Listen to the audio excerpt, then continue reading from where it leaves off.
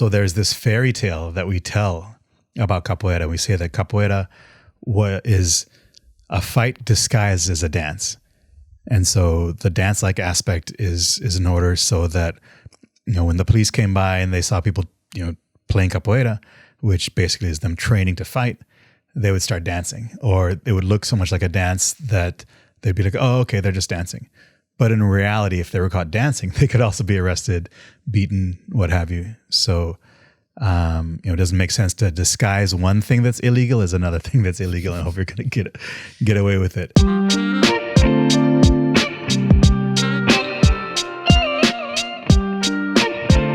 Stay tuned, stay curious.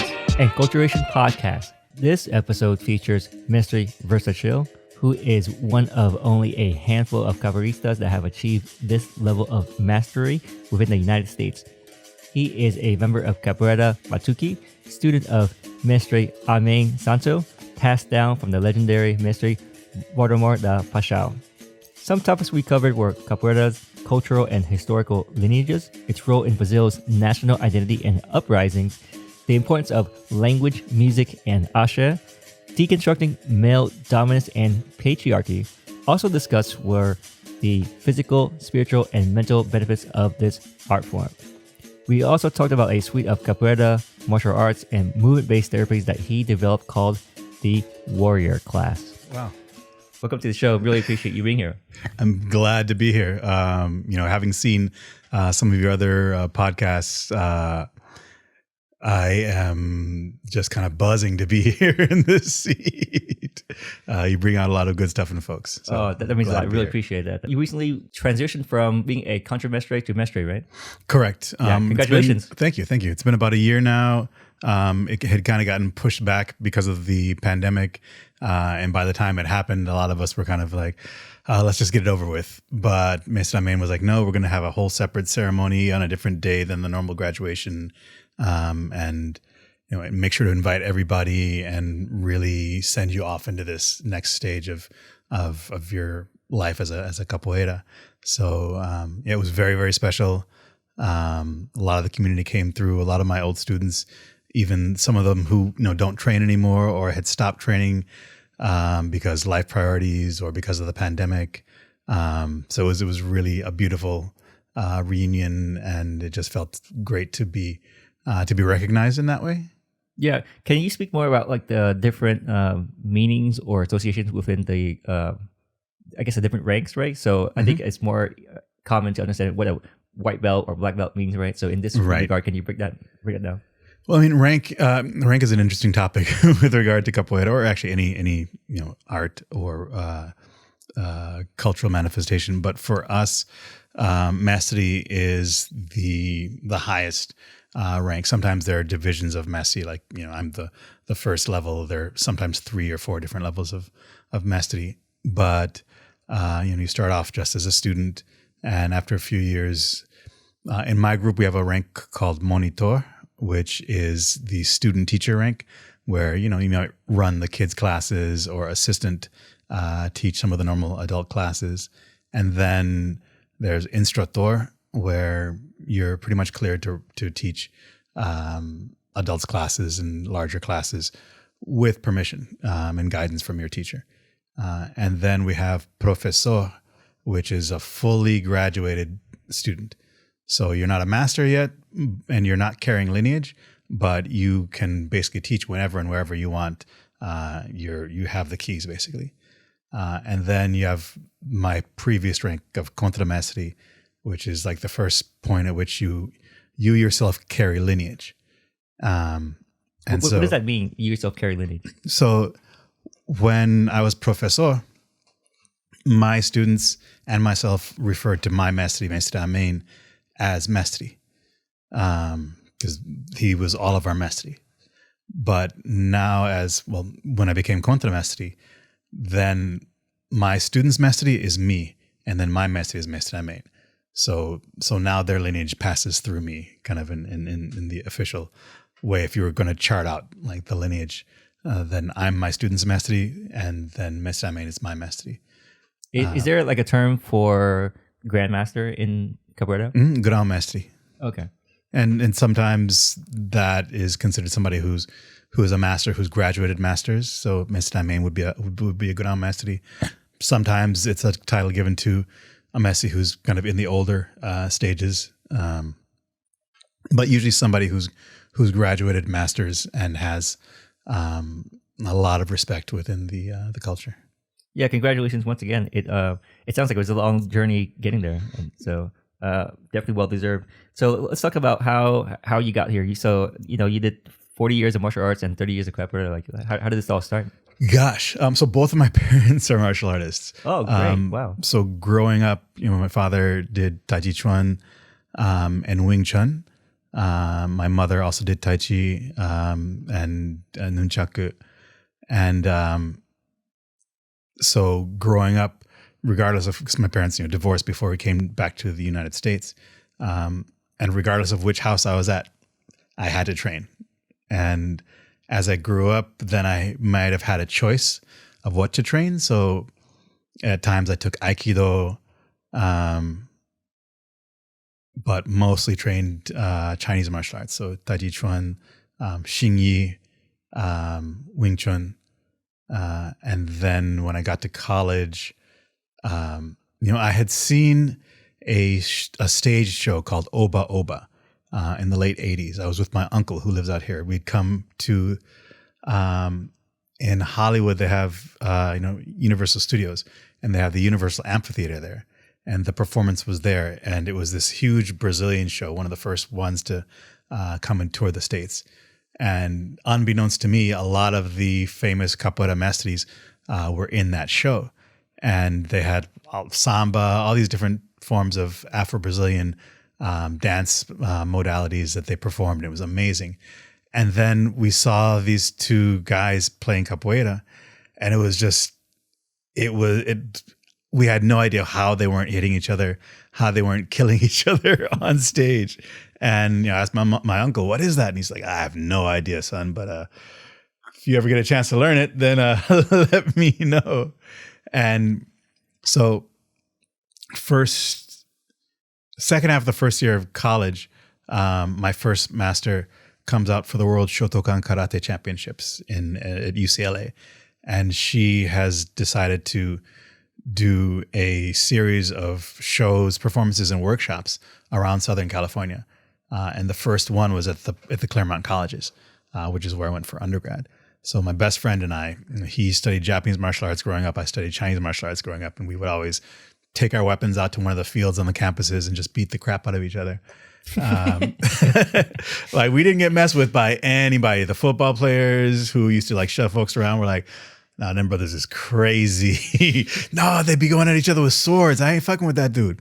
So that's how we were known. But once we found out about Edna, our first master, doing the show, we go and we watch the show and we're like, "Oh shit, this is that shit."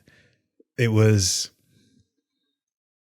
such an integration of escape and counterattack, and such a smooth flow.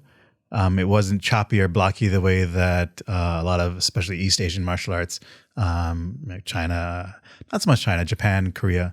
And it was also so very African. There's so much, there's a very distinct form, a foundation, if you will.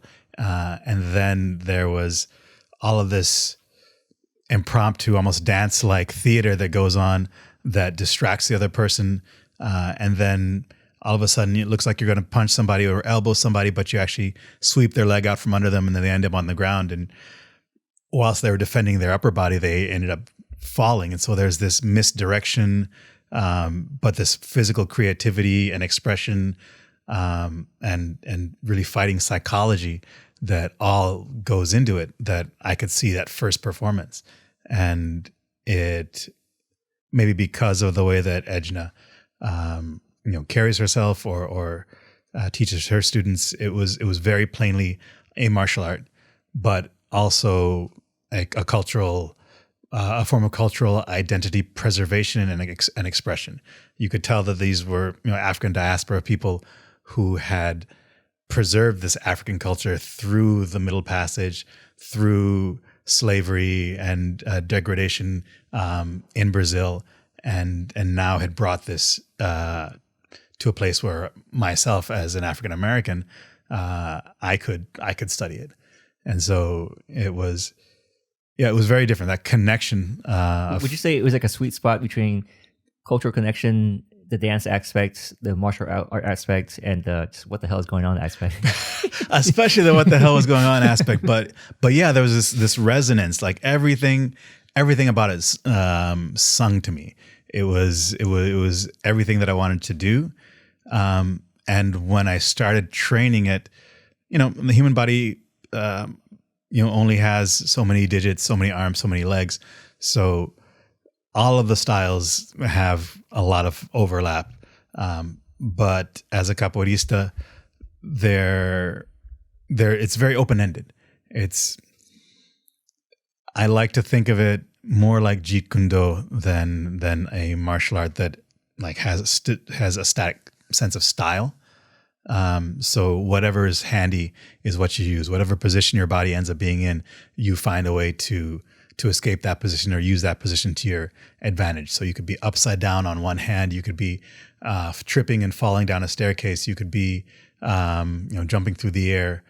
Whatever that is that you're doing, you find a way to turn that into a way of defeating your opponent or finding a way to escape a threat.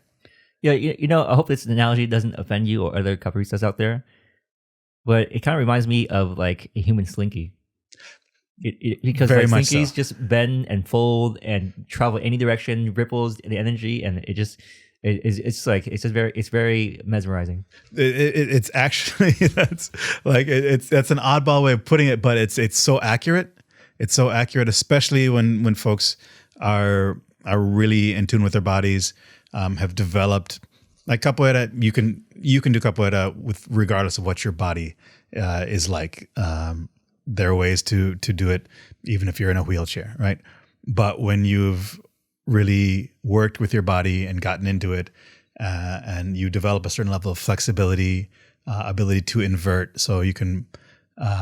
Really good capoeiristas are often as good on their hands as they are on their feet. And so they literally become human slinkies. How do you maintain your flexibility? And there's one story I want to bring up. We were all in Mexico together, actually for shout out to Houston for Houston's bachelor. Yes, for the bachelor party. And we were all wearing all white. There was an instance, and we were dancing in the club, and then you did a split in the club, right? And I remember looking at all the women's eyes, just bulge, looking at you. For such a big dude, that you just straight up went to the splits like it's an anal thing, Yeah, man. I definitely, especially as I've gotten older, I make sure to do. I don't do very much static stretching. Maybe a little bit or rolling or before a workout. But I do a lot of dynamic stretching, both in the classes that I teach, as well as on the side when I'm training. Drink a lot of water, and then afterwards, I try to get some time in to stretch and or to roll again. Yeah, can you elaborate more on like what type of dynamic stretching that you do? And in what cadence? Mm-hmm. Yeah. So we actually will use capoeira movements. So a lot of the kicks, a lot of the inverted movements or on all fours positions, even things that resemble downward dog for dynamic stretching. But initially, at least when I teach, we try to get the body as hot as possible. So you're almost drenched in sweat, and I've heard many survival stories from your class. Yeah, in my class is a different thing, which is definitely a compliment. It's not an insult. I'm known as a very strenuous teacher, which gets me into trouble sometimes because we use a lot of different types of music, and people get into the music sometimes at a high rate, and we start doing as a group a lot of these movements very swiftly. I tell people to listen to their bodies. People can go whatever speed they need to. If you find the person in front of you is going too slow, then just go around them. Don't force them. But people kind of get into the energy of the class, and then they just go and go and go and go. And afterwards, oh my God, I can't believe that. I was just, oh my gosh. It's like, why didn't you take a break? Why didn't you slow down? Well, because it was, I didn't want to slow the class down. It's like, but at the beginning of the class, I said, so it is really, I've been thinking of ways to kind of make sure that people are kind of listening to their bodies and tuning in, because the whole point of this is that one, I want your body to be hot so that you are able to, your body, the muscle fibers are relaxed and pliable, rather than, risking pulling something, especially at like the insertion of a muscle. But also there are walls that you hit whenever you're doing any kind of workout or exercise. And those are super useful, in order to teach you that, you have a physical human body, but you are a spiritual entity that is in control of that body. And your body's going to send you all of these signals saying, oh, I'm too tired, I'm too thirsty, I'm too hungry. And what those signals mean is not, I'm about to starve, I'm about to die of thirst, I'm about to pass out. It means that in 20 minutes, in a half hour, in a week, I'm going to need to re-up, but this is taxing me. But I can still go on. But most people read those signals as, oh, I got to stop, or I need to get a drink of water, or I need to eat, or what have you. And so I will say... So you're kind of saying that reinterpreting the language that's being spoken for what it can be rather than what you think it is. Correct. Because a lot of times when we listen to our bodies, we listen to our bodies from a point of fearfulness rather than a point of understanding that it's just like a gas gauge and there's a little bit more. And once you get to that yellow end, you still got like maybe 25 miles, maybe. Depends on the model. Yeah, it depends on the model and the capacity that you've built over time. So I kind of tell people the rule of thumb is if you're walking around saying that you can't do any more, then you can do more because you're standing up and walking. If you're on the ground and you can't stand up and you're in convulsions, that's when you can't do any more. And then it's actually the truth. So it's fine if you choose not to do any more, but please don't tell yourself that you can't. Tell yourself that you're going to take a break. And when you feel better, you're going to resume rather than... I think that's a really important distinction to make, right? Distinction between, is this an actual wall, meaning like an objective thing, or it's like a personal choice? And when you acknowledge that it's a personal choice, it's fine because like you're still making the choice and there's no judgment involved. But then recognizing that you're choosing to do this, you can choose to do something else, and the power is within you, even though the action may not change, right? Correct. And that's, I think that's really what's so important to me is getting my students or anybody who finds themselves in my class to understand that they have a lot more agency in their lives than they realize. And a lot of the things that they may fall into because of peer pressure, because they don't want to look foolish, because whatever it is, they have the choice. So they should definitely take the choice to take a break if they need to, but they can also take the choice to do a couple more rounds, and then they might realize that they can do a couple more rounds, and who knows, they may be able to outlast everyone else in the class if they actually start to believe in themselves.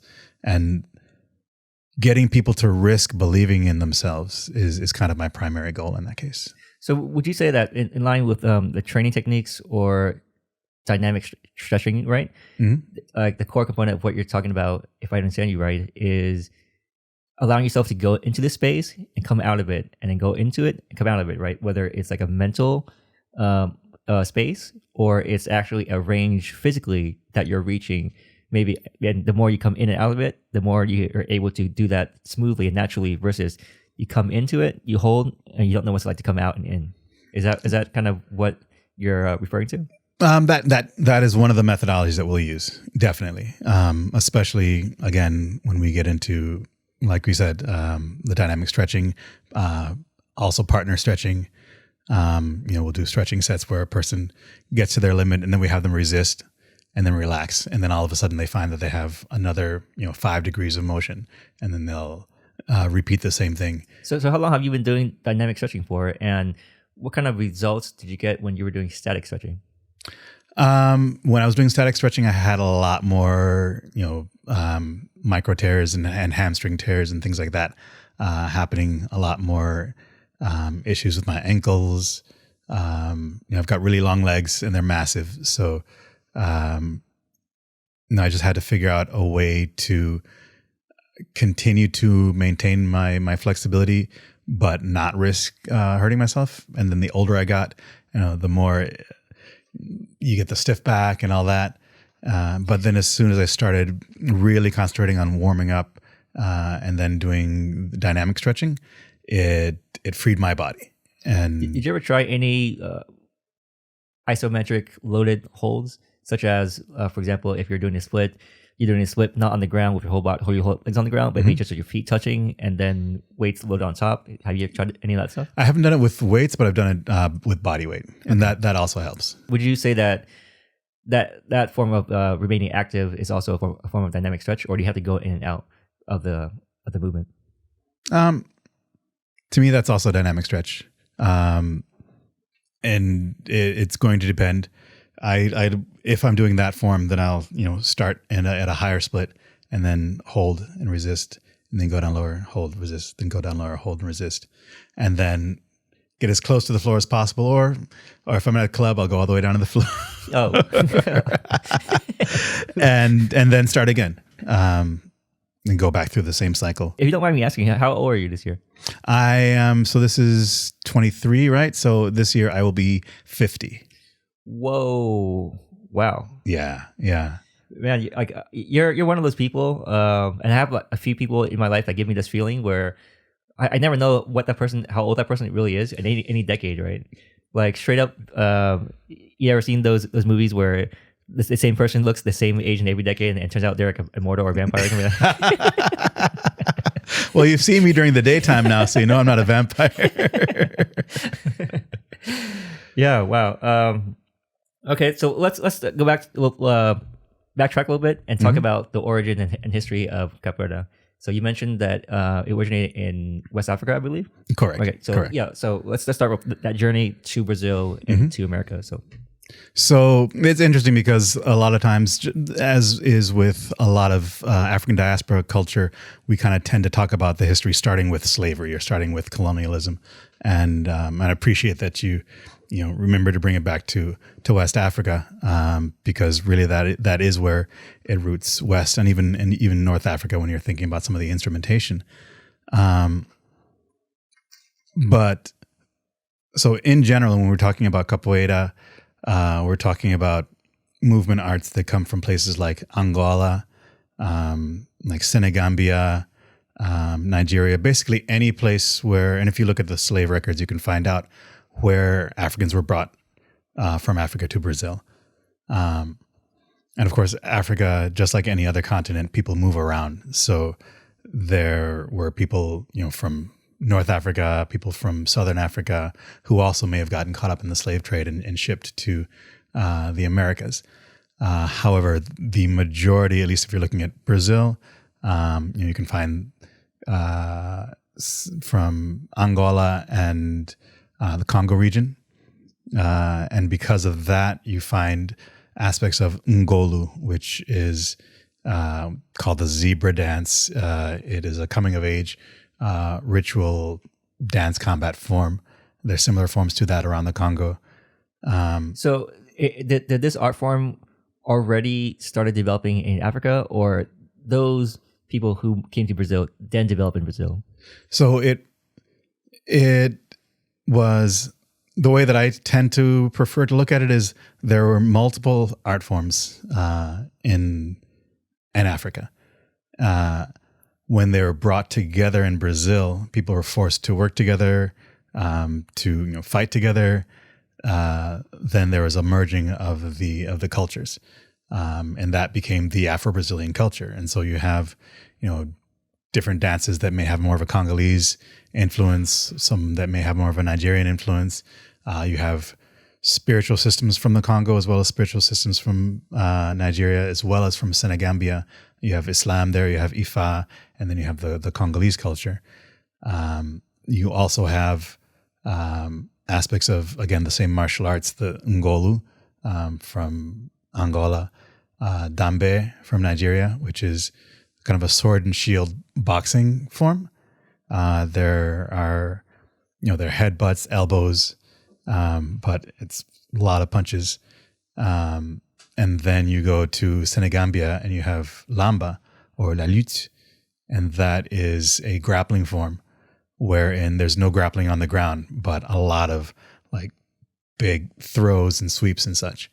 And so a lot of folks have said, capoeira is not African. If you go to Africa, you don't find anything native there that's like capoeira. But if you look at all those native martial arts, they have all the major components of capoeira from all the places where Africans were brought to Brazil. And so you just put all those folks together and make them work as a community. And then they trade techniques, they trade music, dance styles, and from that comes what we now know as capoeira. And it probably developed in multiple stages. Maybe at one stage on the senzalas in the slave quarters. But then as some folks were able to escape and create these maroon colonies called quilombos, where they had freedom and they were able to live under their own African cultural mores, alongside of some disenfranchised white Brazilians as well as native Brazilians. And so the cultures were able to breathe and grow more organically there, and probably a lot of mixing. And then as Brazil became urbanized and slavery became abolished, then more of an urban setting. But you still have a lot of persecution. Capoeira itself and all of the other manifestations of African culture were made illegal. So you could be arrested for having that lead instrument called a Berimbao, or even playing a drum. So there's this fairy tale that we tell about capoeira. We say that capoeira is a fight disguised as a dance. And so the dance-like aspect is in order so that, when the police came by and they saw people, playing capoeira, which basically is them training to fight, they would start dancing, or it would look so much like a dance that they'd be like, oh, okay, they're just dancing. But in reality, if they were caught dancing, they could also be arrested, beaten, what have you. So, it doesn't make sense to disguise one thing that's illegal as another thing that's illegal and hope you're going to get away with it. And the reality is that all of those source martial arts, ngolu, dambe, lamba, and whatever other things that we might not know about, they all have music and dance aspects to them in the first place. That is almost what being an African is, that things happen to a rhythm, things happen with a drum, things happen with music. The way that a lot of the traditional African spiritualities are done is with music, with song, with libations, with instrumentation. And so to think that, but why does this martial art have dance? Well, why wouldn't it? It's African.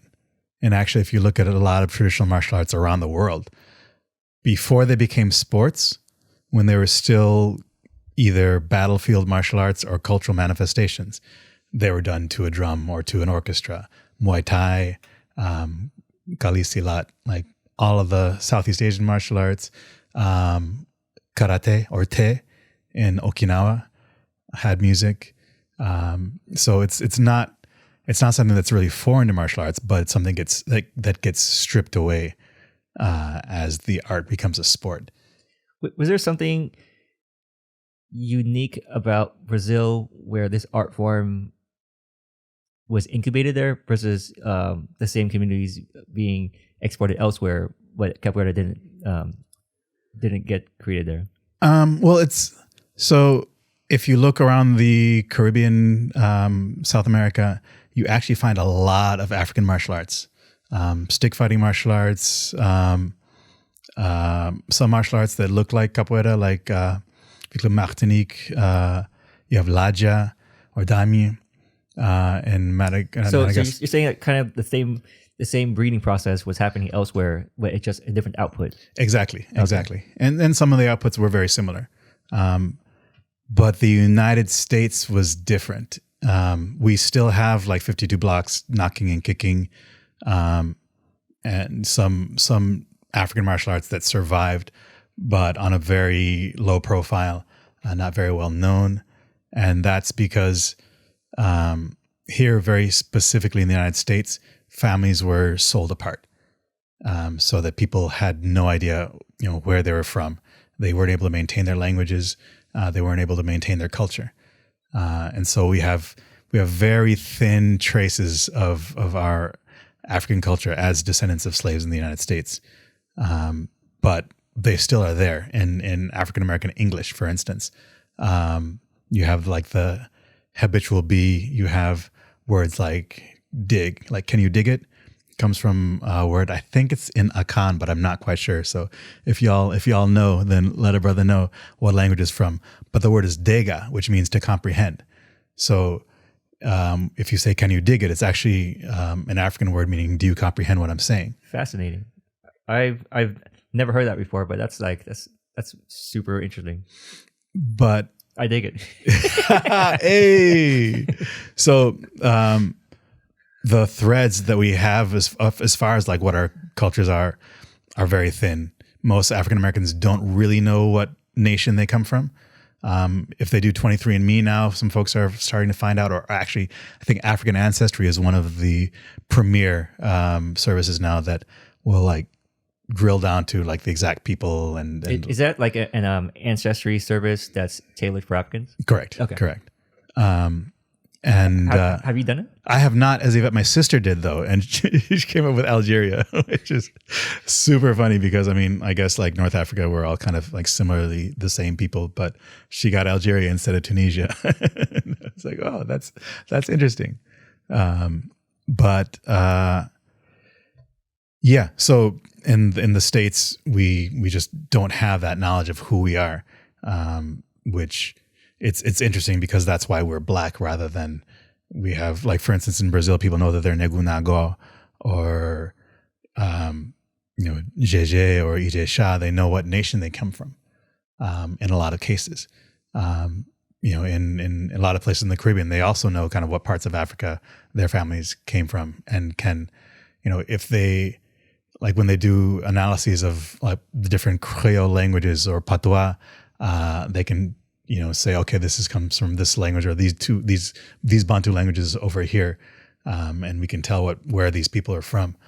And there's a lot of African food in the mix, whereas in the United States we don't have as much that's so directly African. But what we were able to make from the scraps that were left to us ended up becoming quote unquote soul food, and a lot of that is also patterned off of African cuisines, but it's again not in the same way or in the same distinct way that that this is African cuisine that you would find, for instance, if you had food from Bahia in Brazil, like moqueca or any of those vatapá, Afro-Brazilian foods. How was capoeira used as a form of resistance and cultural expression by Afro-Brazilians? So it's interesting. It's the use of capoeira can be seen in a lot of different ways. In many ways, it's been very political and symbological, but also in the early days, it was very much again a battlefield martial art. Probably during the Quilombos era, when people were defending their maroon colonies from people who were trying to retrieve lost slaves. They were fighting hand to hand, as well as, if they had stolen guns, then they would use the guns, again, whatever is handy, but they were, amazing, combatants. And so they were able, for instance, the, Quilombo dos Palmares, was able to be defended for decades,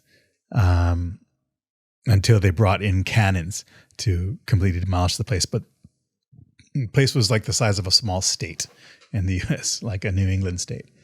Yeah, like one thing I find fascinating, and I got similar experiences when I went back to Vietnam recently, and I went to the War Museum. I think it was in Hanoi. Mm-hmm. Yeah. Anyways, so some similarities I see is like people who were enslaved or in prison developed a whole system to figure this stuff out. It's like my mind is like really like blown away by how much how much endurance you got to have and the capacity to maintain all this in that environment, right? Because I think about, there's times when I'm employed, I'm just trying to find a job, and then I thought that was already difficult, right? Much less like you're imprisoned or enslaved, and you created this whole system, and now it's like affecting the whole world. It's mind blowing. It's amazing. But I mean, I think severe repression results in severe ingenuity. We don't really exceed if we're not pressurized, which is another reason why I teach my class the way that I do. But at the same time, there's just so much trauma in that. I heard I don't know if it was a psychologist or, in any case, the story was this. Every time he sees somebody, like an amazing athlete, right? Track runner, running amazing form, super efficient, long stride, explosive bursts of energy. And instead of wondering, how did he train? What was his method? The first question that comes to his mind is, I wonder what that person has spent their life running from. And I think that's a really good question, because I think a lot of us who are superlative in many ways have had to deal with trauma, and that excellence is kind of how we dealt with it. And so I think capoeira is another aspect or example of that, really excelling because we've got no other choice, That's a really good point. That's another commonality I've observed in a lot of, I guess, pioneers or people I look up to, right? Mm-hmm. When I was younger, I was a lot more naive, and I was thinking, oh yeah, they were born like this, or is this, it's like, it was easy mode, right? And then I talked to individuals, and then it turns out there's like this whole mountain they climb, and I guess the limitation creates the need for creativity or the need to rise up, right? It's like gravity working on our bodies. Totally. Yeah, I totally agree with that. And in the case of capoeira, there was a war with the Dutch on the border of like Paraguay, on like at the Paranaue River, and there's a whole song about it, like Paranaue, Paranaue, Paranaue. A lot of people have heard that song. And what happened was that the Portuguese offered blacks freedom if they would fight. If they came back victorious, then they would have their freedom. And the intent was to use all these conscripted black people as cannon fodder. So the Dutch would waste their bullets on these folks, and then when they were reloading them, we can go in and trounce them. But those Africans went in and demolished the enemy and came home victorious. You're like, now what? Right? But they did get their freedom. They were granted their freedom. They at least lived up to their word as far as that went. But what freedom for a black man meant in Brazil at the time, that may be another thing. Yeah, very interesting. Would you say that capoeira has been perceived differently throughout the generations and throughout the different economical classes? And what would you say that where it started from and through the different classes to where it is now? Yeah, definitely. There have been changes, and some of the stuff really hasn't changed. So, for example, when I used to be a full-time dancer, depending on who I talk to, they might be like, "Oh, you're really cool. You're a dancer. It's amazing, right?" And then other people are like, "You dance, get a real job." Exactly. Yeah. Exactly. Yeah, I mean that's definitely, especially so capoeira, again, anything African in Brazil, and I tend to say Africans when I talk about the people who developed capoeira or brought it from Africa and then turned it into what it is now, rather than Brazilians, because they didn't have Brazilian citizenship. They weren't even considered to be human. So it was much later in that history where Brazil turned it around and said, okay, well, now we're going to allow black people to have this freedom of expression, and we're going to consider capoeira as, the second top national sport of Brazil, almost. Depending on who you talk to, people say, okay, this is a great achievement on behalf of capoeiristas. But other people will say, well, this was actually a co-optation of a very powerful force of revolution and countercultural force that was then pacified by making it legal. So depending on how you look at it, in either case, it was of the margins. And so if you were a capoeirista, a lot of times you're a dock worker, you were maybe a member of a mauta, which were these gangs that often were used by different political factions to fight against each other. Or you were just kind of at the bottom of society, quote unquote, a society that didn't really care for its people, right? But as capoeira became legalized and more acceptable, you had more people falling in love with it and taking part in it, and I think for a lot of those white Brazilians who took it up, it gave them this sense of understanding and empathy for what other folks had gone through at some level, and there was definitely this increase in accepting of it. But if you, even to this day, if you ask certain wealthier or higher class Brazilians, or like, for instance, a lot of folks who I ask who are Brazilian who've trained capoeira, their parents still don't like the fact that they train capoeira. They're like, "Oh, you're doing that street shit." Is it capoeira in particular, or just their parents are like, "Hey, you should be a doctor and not doing a physical art form"? No, it was capoeira in specific. Oh, you should be doing karate. You should be doing jiu-jitsu. You should be doing boxing, Western boxing. Why are you doing this black street shit? Is it because those art forms are associated to, I guess, like a more developed country? Is that would you happen to know if there's any connection between the two, or like what about those things are okay, but capoeira is not? That they're not African. Okay. Yeah, particular to that. Very interesting. So, how do you personally feel about like these views? I mean, I'm African, so if it's African, I love it. Yeah, I mean, it's obviously a bigoted view, a very classist view. At the same time, it's also the view of parents or grandparents maybe who've seen people get arrested or beaten down for doing capoeira, and they don't want that for their kids. So, people are conditioned by systems. They don't just think these things out of nowhere. So I also have a bit of compassion for an understanding of how those types of ideas become, widespread. Yeah, speaking of systems, so you speak many languages, more fingers than I can have, and I have 10 fingers. That's what I checked.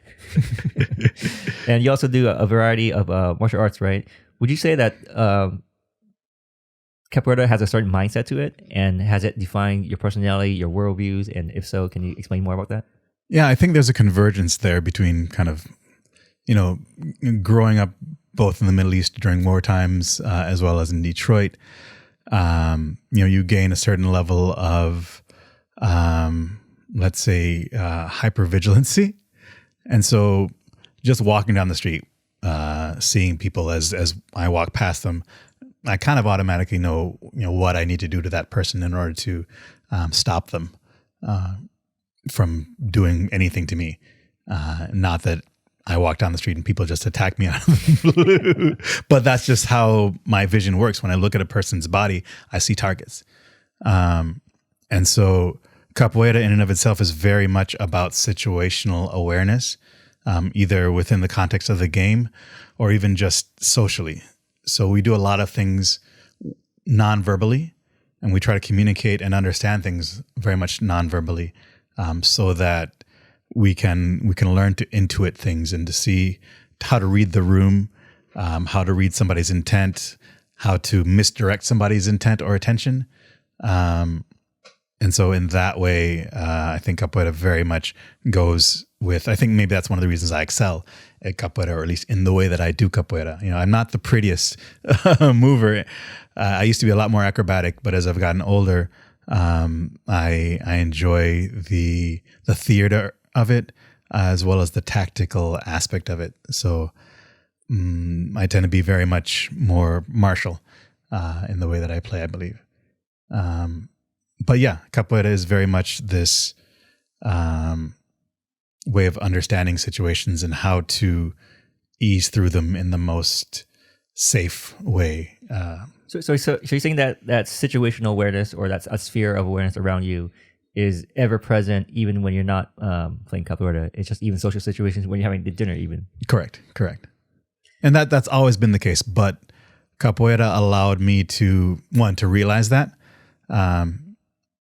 Like in mental health, we often say when you have something and you don't know it, it has you. And that's called a complex. But when you have something and you know it, then you can make choices. And so capoeira kind of taught me what was going on inside of me and allowed me to start making choices. It allowed me to learn how to relax a little bit more, to be a bit more personable. Even when I have these, anxieties or these like what if scenarios going on in my head, I can be chill about it. It can be playful. Did you always have that as a person, meaning since childhood? Since childhood. Okay. Yeah. So I think in that way, capoeira, even though capoeira brings that, the way that it brings that, there's a sense of playfulness to it. There's a sense of mindfulness to it. There's a sense of just stepping into, it's like when you step on the stage or step into a cipher, like you're just accepting whatever's going to happen. And especially if you're a freestyler, you don't necessarily even know what you're going to do, but it's going to be fresh. It's going to be fun. And in the context of capoeira, if you get hit, you get hit, and you're going to learn. So I think that really helped to put a whole different context on my hypervigilant, the hypervigilant little Nasr inside of me. So to dive a little bit deeper into that, would you say this level of awareness is just like a high level of sensory input for you, or is it like anxiety driven, or how has capoeira help you manage that? I think it's kind of like you learn certain types of pattern recognition. You learn how a person's going to move when they're going to attack you. You learn how a person's moving when they're pretending like they're not going to attack you, but they actually are. You learn how a person's going to move if they are pretending like they are going to attack you, but they actually aren't. So you start to be able to read people's mannerisms, as well as kind of understand how you can carry yourself in ways that don't activate other people. And capoeira, again, part of the overall, I'll use the term again, situational awareness of capoeira, is that we understand what it is like to be in a state of asymmetrical warfare. So we are impoverished or disenfranchised folk who are dealing with an extraordinarily powerful militaristic and or colonial system that seeks to extract energy, power, wealth from us. And so how do we deal with that? You're not going to deal with that by just going straight in and murdering everybody or going and attacking rich people or any of that. You have to figure out ways just to survive, figure out ways to be non-threatening, figure out ways to appear happy when you're not, but also to really directly calm yourself and soothe yourself so that you're not being reactive in the moment, but that you can respond to whatever happens as opposed to reacting to what that anxiety is. It's absolutely incredible how much nonverbal communication is happening at all times. It blows my mind just really thinking about it. Like just from dancing or capoeira, you're aware of your bodies, your limbs, the floor. You might be inverted, so you might be aware of gravity. Totally. And then there's a crowd in front of you, and then you got to avoid a kick, and then wow, it's really mind blowing. To me, when I watch high level capoeiristas, it's like watching. You ever see like thousands of birds fly in the air, right? And no one's hitting each other, and it's like it's happening real time. It's just all thousands of individuals, or maybe a school of fish, right? And they all swimming in unison, and it's absolutely amazing. I haven't, not that I'm an expert at all the available physical art forms, but of the ones that I'm exposed to, that seems to be unique to capoeira. Yeah, I think it allows capoeira to be this ceremonial form of combat. So most martial arts, you're directly testing skill against skill, power against power, strength against strength, and that type of stress testing is very necessary. But depending on the art and the tools that you use, it can also be very damaging. You have to wear gear in order to protect yourself and not injure yourself. Even as the attacker, you can injure yourself by kicking or punching somebody. So let's talk about the tools and so forth. So how did you used to approach training or practicing in capoeira from like your early days to your mid journey to where you are now? Like, and what are some things that has remained, and what are something that you've discarded? So I've always been really objective. I guess because I come from a martial arts background. So although I've always seen capoeira as something that's open-ended and expressive and allows me to do a lot of beautiful movement, there's always been this sense of wanting to maintain what is called corpo fechado, and that's kind of a sense of where your openings are, where your vulnerabilities are, understanding that and how to use that as bait and then end up someplace else other than where the attack is coming. But as I got better at the art and stronger, and my acrobatics got better and I was able to start flipping, you kind of get drawn into that type of thing. You do a lot more acrobatics, a lot more beautiful movements, which in some ways may take away from the game. In some ways, it may also allow you to leverage those movements for the game. So it's, acrobatics are a beautiful aspect of capoeira. But as I grew even older, I started to kind of get bored with that and really started to want to play and be closer to my partner in the roda, in the circle. You mean closer physically, or physically closer? Okay. and more connected, so that there's almost a constant, ever-present danger, and yet there's also this connection, and the movements that we create together are so tightly linked. So you have to have a lot of confidence in yourself and a lot of confidence in and respect for your partner, because you're not trying to hurt them, but you're trying to push them and you're trying to have them push you. And in that kind of tightly linked space where you're exploring the negative spaces within one another's bodies, it's extremely intimate, extremely vulnerable, and extremely dangerous. And to me now, that is where I love to be.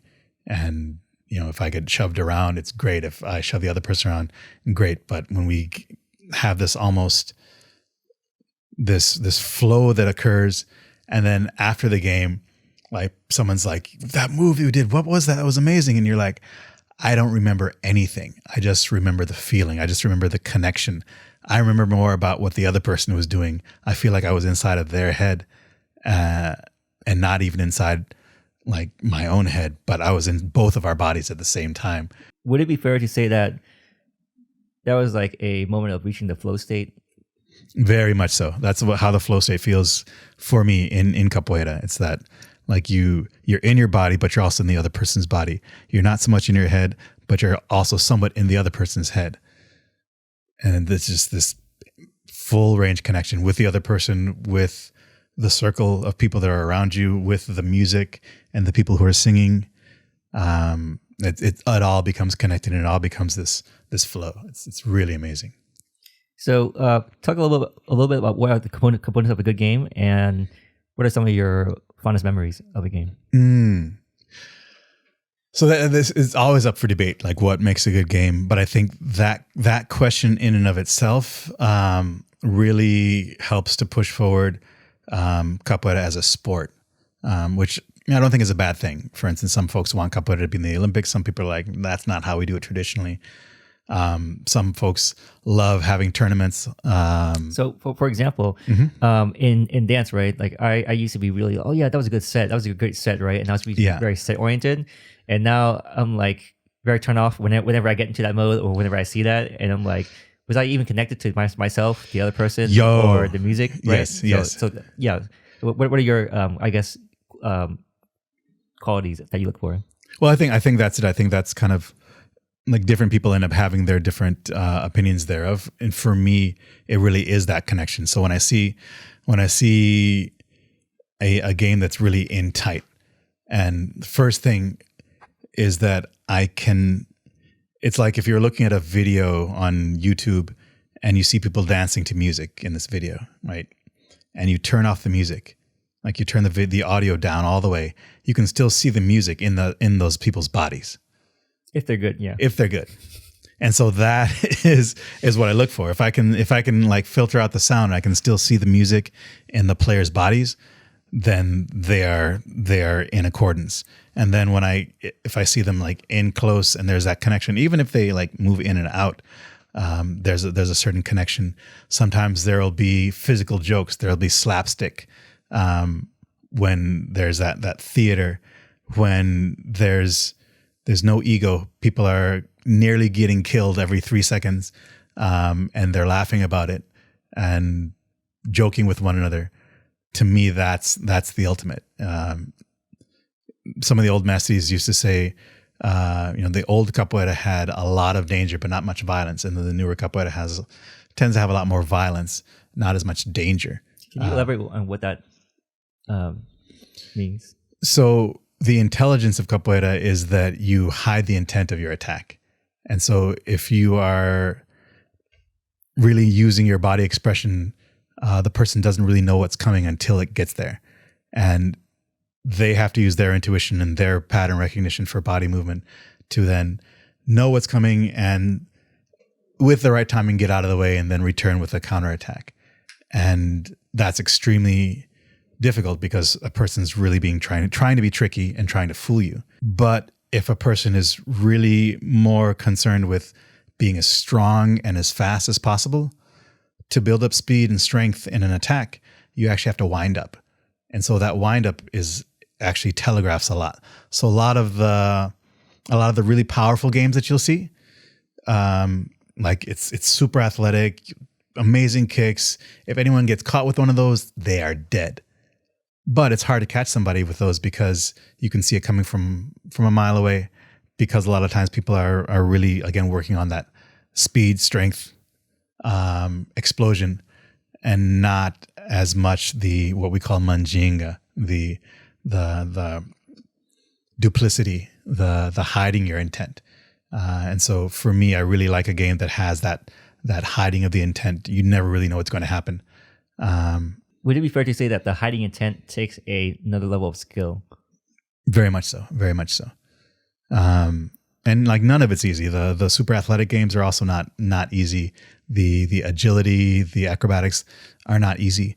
Yeah, this reminds me of, and I want to relate a lot of experiences to dance, just because that's how I experience the world. Yes. This reminds me of like years back when I was living in San Diego.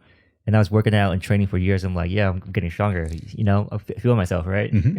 And then I took, or rather, one of the times that I took Brian Greene's workshops, and then I barely survived the warm up.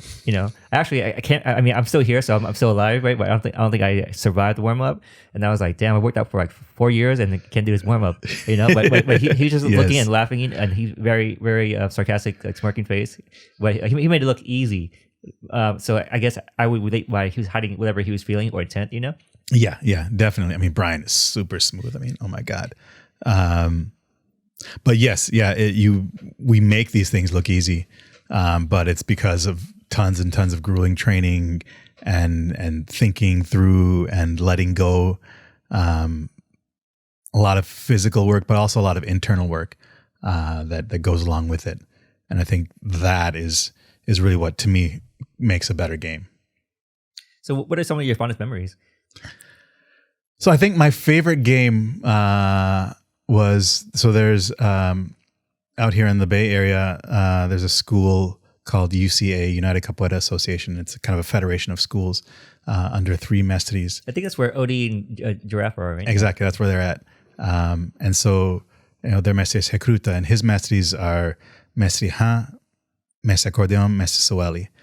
And it was this game with Mestre Sueli maybe 15 years ago, and somebody caught it on video, and it was like super smooth, very rhythmical, and like she nearly cleaned my clock like a number of times. But the way that we were both able to escape one another was so just last minute bailout, but not uncontrollably. We would bail out and then be right there ready for the next thing.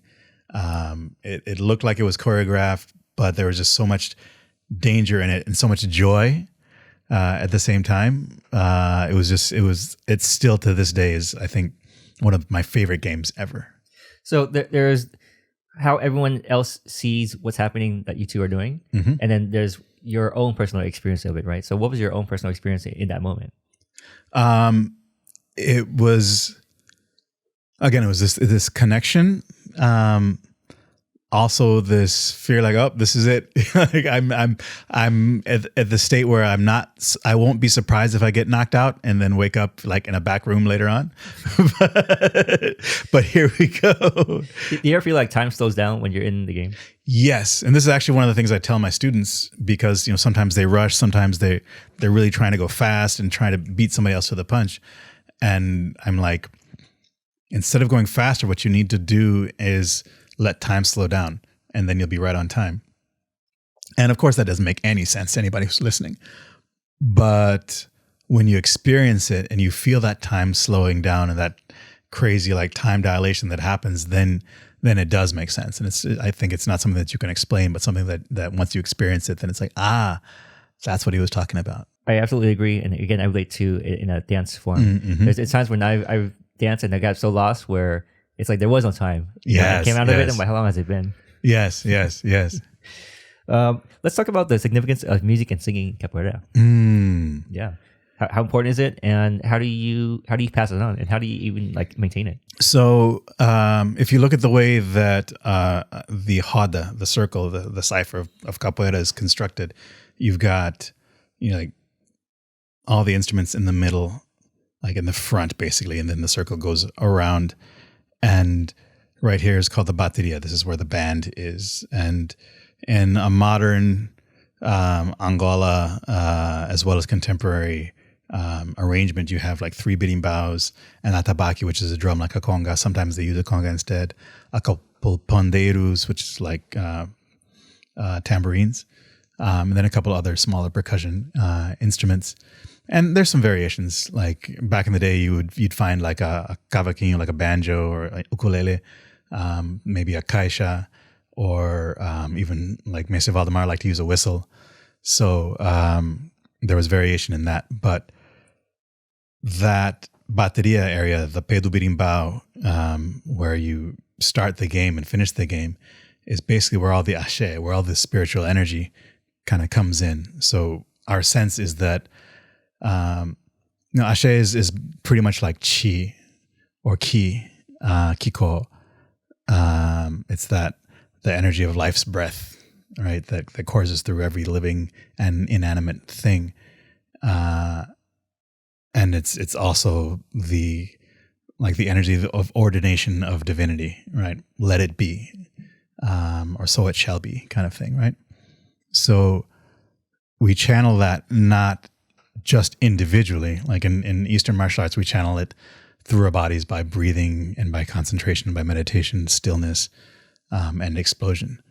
But in capoeira, we channel it as a community.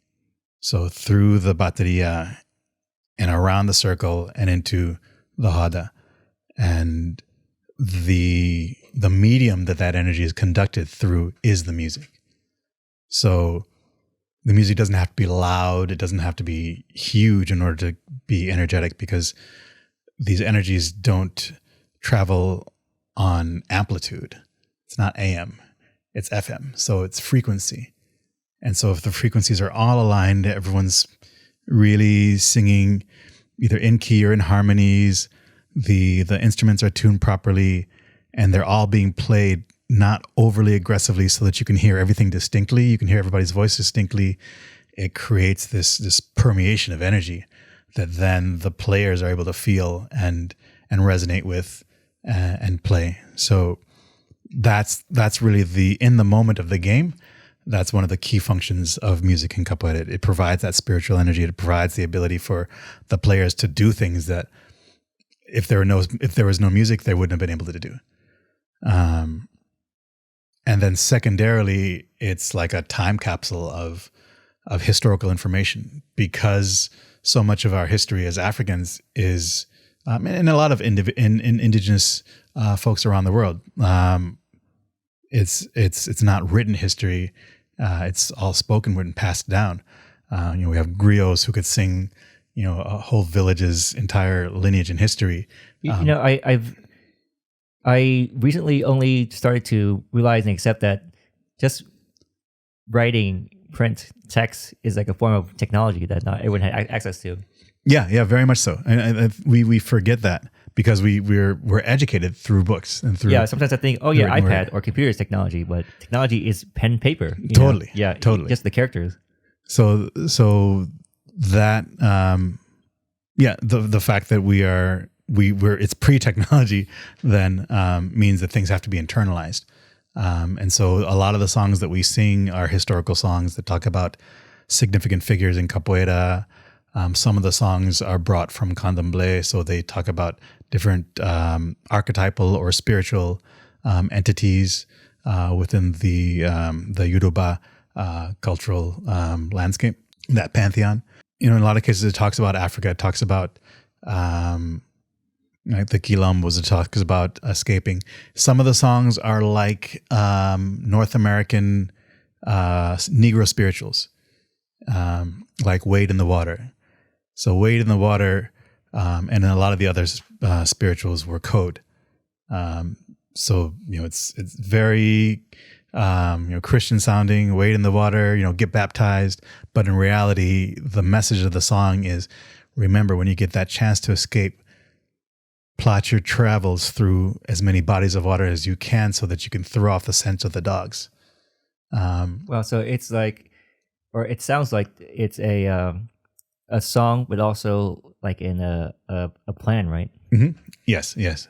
So there's that multiple levels of meaning that happen in the songs, and the older songs all have these really very deep multiple levels of meaning, like a very shallow one, but then like when you learn about either the religion or you learn about the history, then you're like, oh, well, actually it means this. Oh, actually it's like talking about this place here.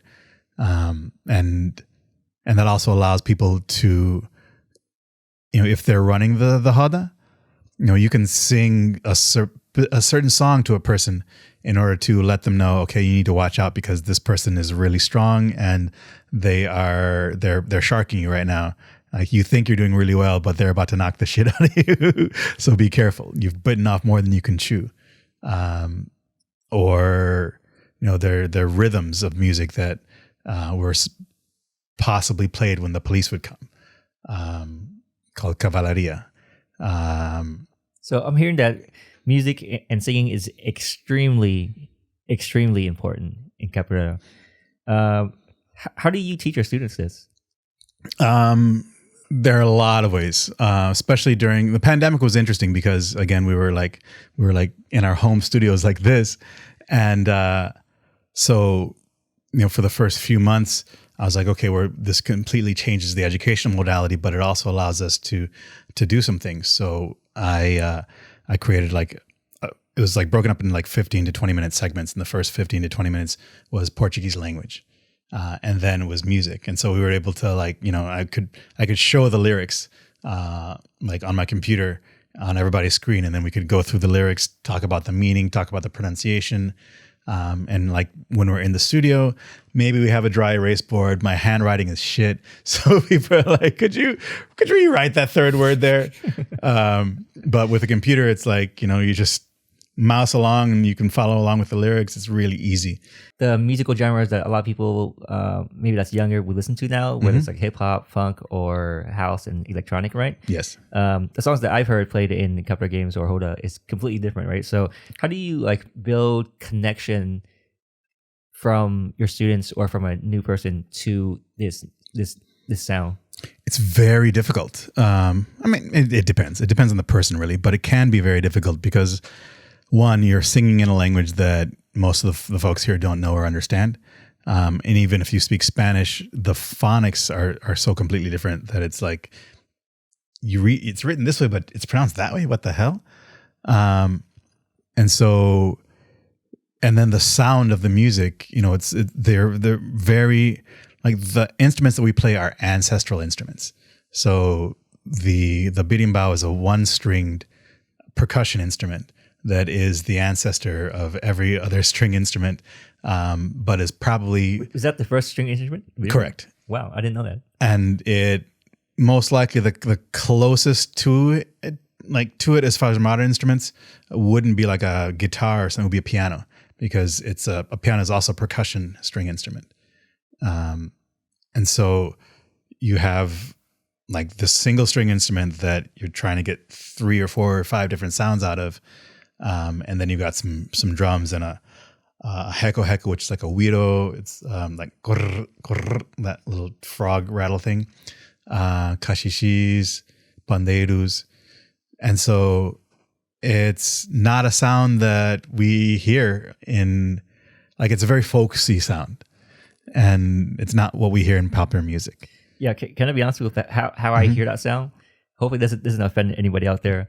How I hear that sound is a sound that I typically hear when there's like a door stopper and like the spring in the back, right? And it goes dun-dun-dun. Actually, that is remarkably on point. I kept that to myself for years. I didn't tell anybody. Not even Scotty knows.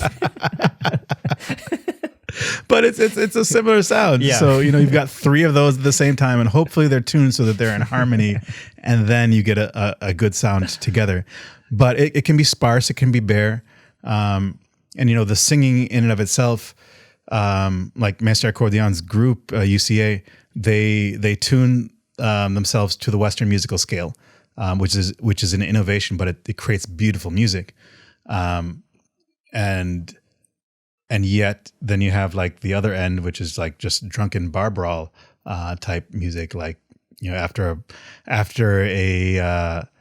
a soccer match in Belfast, like you go to the pub and that's what the kind of singing that you hear.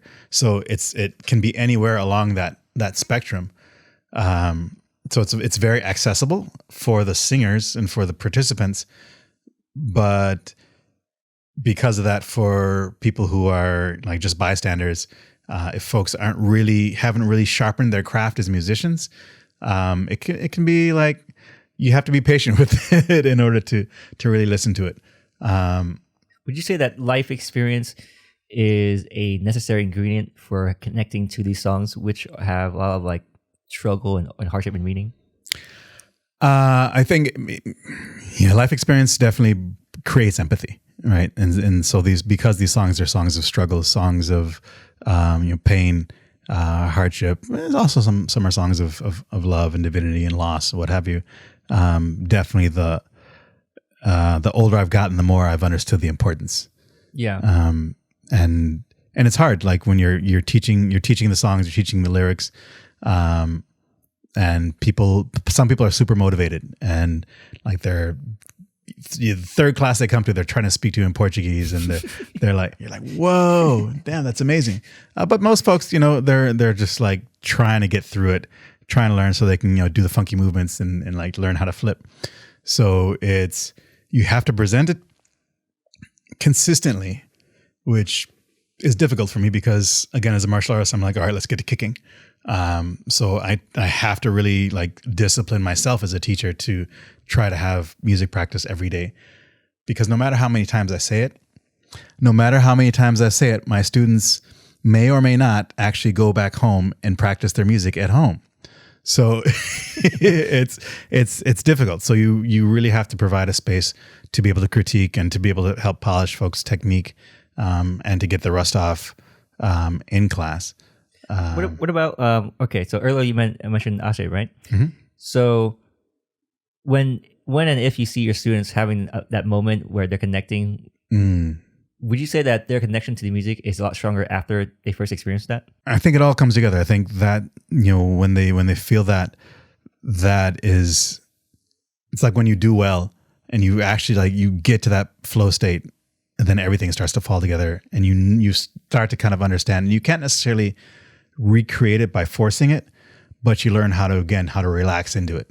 And so I think that they relax into the musicality. They stop rushing, and the music is actually like one of the biggest things that helps you to get to that point where you can allow time to slow down and for things to happen and to just be there and just to peel out of the way just at the right time instead of getting out of the way too fast and then missing your opportunity to counterattack.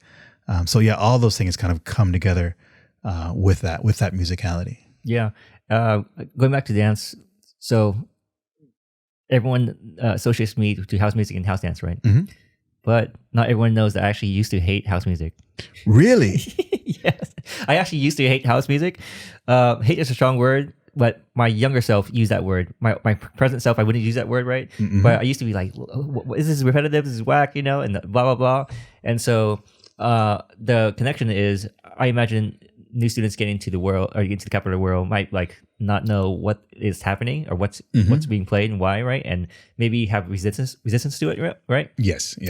Yeah, and obviously history happened, and then no one thinks that of me now, but because I got deeper into the context and I was able to hear what's happening. Yes, like yes. there's hearing, and then there's actually like listening to it, right? So Yeah. and then I realized, oh yeah, these songs that I used to think was slow were actually just perfect. And that's the so I actually used to listen to like some crazy fast stuff, like happy hardcore even. Oh wow! I mean, not a surprise, actually, not a surprise, but yeah. And so with more time and life experience, and now I see how that music wasn't serving my purpose, right? And the music that I thought wasn't like doing anything for me was actually waiting for me to be ready all along. Yeah. And one thing that my teacher taught me, Mestre Versátil Ismail, there's one point at which he started for the warm up, instead of doing like the standard warm up that we would do, he switched to teaching Afro-Brazilian dance in the warm up. And then even outside of times where he would do that, he would play either Afro-Brazilian music or reggae or Brazilian hip hop and not capoeira music. And all of those forms were a lot more familiar to us as far as like music that we would listen to, music that we would dance to at a club. And the way that we would move, it would just be way easier to kind of intuit the musicality and to be really in the music. And I think that allowed us to then, when we go back to having a live roda or even just training capoeira music, to be able to feel the musicality of that music. So as a result, a lot of my classes, maybe even the majority, were playing house music, we're playing drum and bass, we're playing Brazilian hip hop, reggae, whatever. And then when it's time for the game, then we have the bateria and we're playing capoeira music. And I think that allows us to kind of meet folks where they are and get them to really feel the music in a dancey way and in a way that they can express it in their bodies. And then training that once we get to capoeira music, which is, a bit more foreign from the standpoint of, a U.S. American who's training it, it becomes easier to then know how to feel into the movements as you're listening to the music. How do you bridge the gap from all the lineage and cultural significance of capoeira if a student doesn't speak Portuguese or Spanish? It's hard. Yeah. It's hard. Because for me, for example, I would consider myself Vietnamese American, even though I was born in Vietnam. And for a large part, I was very disconnected from Vietnamese culture until I went back recently as an adult and my mind got blown, right? And yes. Then now I realize the importance of learning the language, because there's certain things, maybe like feelings or values or worldviews, that I think it's hard to translate to in another language unless you speak that language, right? Yes. Yeah, I mean, it's exceedingly difficult, but I think as teachers, we also, there's a certain level of like we are who we are in capoeira because of the passion and regard that we have for capoeira. But that's our thing. That's our thing that we've volunteered to carry, and we can't force that on anybody. So. Although, there are prerequisites for, going to the next level, getting your next chord or your next recognition as whatever level you are, you don't have to necessarily graduate or you can just train and play as long as you want. And we as teachers have to learn to respect that. We have to learn to respect our students for the reasons for which they come to capoeira. And at the same time, we need to still present everything that capoeira is to our students. And those of them who pick up everything and really get passionate into all of it and really want to work to understand, they will. And those who don't, they won't. And that's okay too, because they're still there. They're present. They're giving energy. They're paying for classes. They're helping to keep the studio open. You can't expect everybody to be a superstar like capoeirista. Some folks just need to loosen up and blow off some steam. on the transition from leaving work and going back home to, their wife and kids, or their husband or whoever it is. So, capoeira can serve and should serve whatever necessity your student has at the time, in my opinion. So I can't force that. I can't expect that result. But I still have to offer all of that. I still have to, present the tools. Whenever there's a new Portuguese class, or if folks want to do some Portuguese study, then we can do that. There's some great books, audio programs that are out there. And so there's no reason not to learn it. But sometimes people don't have the time. Sometimes people don't have the money. Sometimes people just aren't going to prioritize it. And they're folks are grown-ass adults. So let grown-ass adults be grown-ass adults. And just, we also have to let people know that if people are looking, if they feel like they want to progress, or want to have a certain standing, then there are prerequisites for becoming whatever that next level is. And so if people are motivated in that way, then they will see what they need to work on. And everybody has, different skill sets. Some people are amazing at music. And some people like me, I was horrible at music. So I really had to learn, really had to struggle.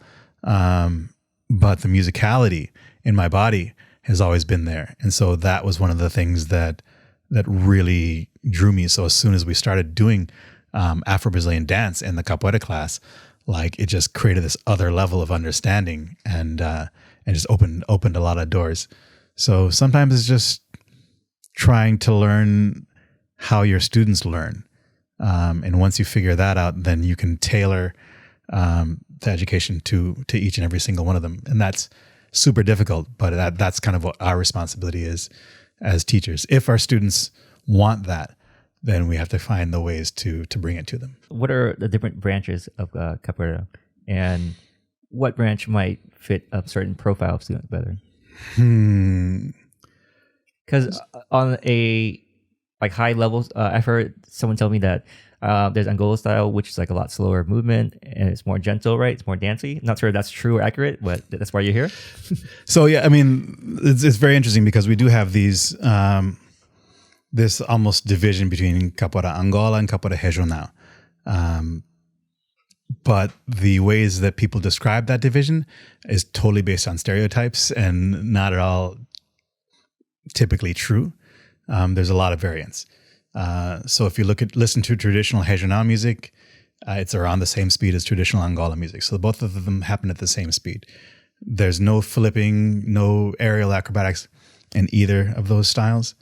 But then there are also a whole bunch of other styles and lineages that don't necessarily easily fit in either of those two categories. And in some cases, they're all kind of, the older styles or classical styles are bundled into capoeira Angola. And it's just understood that there are just a lot of variation within capoeira Angola. And then there are the newer contemporary styles that are then often called contemporânea.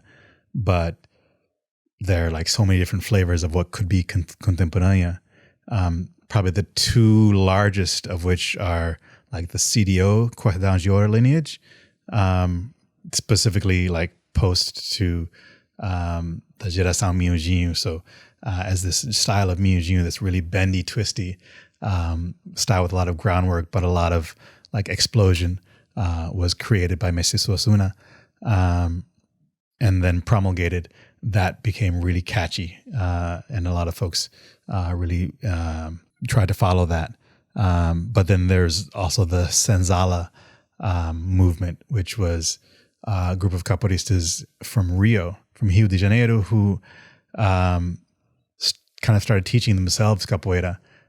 They weren't necessarily as connected to the capoeiristas, the African capoeiristas in Rio, and so they would watch rodas, or they would watch stage shows that came from Bahia, and they would learn. And then sometimes they would go to Bahia and learn, or a teacher would come through and they would learn from them. And so they kind of created their own style through research and through. It's almost like today when you learn a new dance style, you learn something off of YouTube, and then like you get a lot of the technique, you can get a lot of the movement, but some of the core is different. And then they reconnected with like some of the main teachers of Mestre who are students of Mestre Berimbao, who created Capoeira Regional, moved to Rio and started teaching them Mestre Berimbao's work and some of the core tenets of Capoeira Regional. And so they also got that grounding. But the style itself is very different. So that is kind of like that Senzala lineage is like the second major formant within like the contemporary capoeira. So there's a whole bunch of different variations and lineages.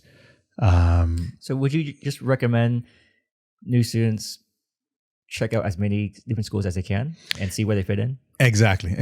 I think it's really easy to, you go to the school that's closest to your job or closest to your home, and you learn to like what is the first thing that you study.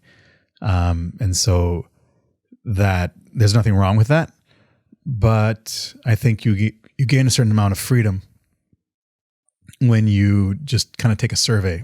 If you're in a city with more than one capoeira group, then you should try to go to all of them that you are within reach of and take a few classes and see what the energy of the space is like, see how people move, see how people play, and then see what resonates with you. And I think that will give you a much better opportunity to do something that is within your own integrity and within your own resonance. Is there any type of monopoly over territories within capoeira? Like say for example, if you open a school in Los Angeles and then someone else shows up, I'm obviously basing it on all the martial arts movies I've seen, So is there any that prevalent, or is just like what happens there? Dojo Yapuri. So yes, in younger, more immature communities, it happens a lot. When schools were established, it was a matter of survival. Like if you didn't have your students, you can't pay the bills. And so I'm about to get real. A lot of falsehoods were developed around the fact that you needed to keep your students there. So for instance, if I do a demonstration at some park where there's a lot of foot traffic because I want to advertise my school, thousands of people are walking by and we're playing loud capoeira music and doing flips and maybe doing little mini workshops. So let's say we get an engagement of 2,000 people. Out of that, maybe 100, 200 are within training distance of my academy. There are other, 1,600 are in other locations. And then there's another 200 that wouldn't care to do it anyway. And so when I'm advertising for my school, I'm really advertising for capoeira in general. And a lot of people don't get that. They have this scarcity mindset. And because of that, you'll hear teachers say to this day, you should definitely train only here. Don't visit other groups until you've had, a couple of years under your belt, because you'll get confused. I'm like, motherfucker, I speak over 10 languages. I still am not confused. Or maybe I was confused from the get-go, but it wasn't the languages. And these are just different dialects of a language of movement. And so, no, you don't get confused. What I will say is that you find a place that you like and that you want to contribute to. It's a community. So it's not a gym. It's a community. So you go there and you decide, this is where I want to be, and I'm going to contribute my time and my funds here. Because if I don't contribute my funds, then it's not going to be here for me to train and for me to be part of the community. This community is like your parents' house. But just because you go and you live in your parents' house and you eat and do homework at your parents' house, doesn't mean that you don't visit your cousins. It doesn't mean that you don't visit your friends' homes and take workshops there or go to events there, or even like take classes at times that don't conflict with your class times. That's how my teacher directed and taught me, and that's how I teach and direct my students. Sometimes they ask permission to go places. I'm like, don't ask me permission. You can ask for information, but you're a grown ass adult, and I don't want to be the one that you're asking permission to. I don't have such standing. Like if your parents were here, you could ask them. Do you think they're asking for out of respect or out of like fear? I think they're asking out of respect. Yeah, but I think it's misplaced. I think out of respect to them as grown adults, I want them to be free to make that decision on their own. And in that way, for instance, I've had students who've moved and then gone to train at one of the places that they've visited before, and they had a great time, and then they end up moving back, and then they come back. And there's no, oh, why did you go and train with that place? Or no hard feelings, no nothing. They come, they're like, yeah, well, I moved back, so I'm here. And oh, what's his name? The teacher says hello, and he thanks you for giving me the foundation that allowed me to excel over there, and now I'm glad to be back home. So it allows for open doors. It allows for a lot less bad energy and bad blood that kind of comes from people trying to assign motivations to people's actions. Like a person might have just moved. Maybe their schedule no longer works with your schedule, and so now they're someplace else. But you feel like somebody betrayed you, and that they are double crossers, and that they have been stolen by somebody else, and now you want to get into a fight, and you want to never see that person again. Okay, but maybe that person who's training at another place will still recommend your school when they run into people who live in your area. Right. But as soon as you start attacking that person for being someplace else, you've completely closed that door. So that's what I'm referring to when I talk about these younger, immature communities are like that. But capoeira in general used to be a lot more like that. You had stories of. So one of my greatest mentors, Mestre Versátil Ismail, is from Bahia. He's a good friend of Mestre Ismail, and he and his brother had moved to Rio, and they opened up a school, but somebody else got territorial and sent their top students to go in and just demolish the school. So they just raided the place and actually raided the place. They actually raided the place and destroyed it. And wow. So they're like, "Fuck this, we're going to Australia." So they opened up the first capoeira schools in Australia, and they had been in, I think, Argentina as well, and worked there, and like some of their folks are still there, like strong legacy. But when they were in Rio, shit got real, and they're like, I just came to teach. I'm not trying to fight everybody. We're trying to create this or spread this culture in a loving way with the growth mindset, and people are coming at us with this scarcity mindset. You're going to steal our students, blah, blah, blah. There really is enough market share for everybody. Do you think there's any room in that behavior for it to be an ego thing? Like, hey, I'm better, so I should get the students or something like that. There's definitely that. I mean, I think everybody kind of, there's that entitlement. Yeah. That, you're stealing my students. Those people haven't even walked in your door.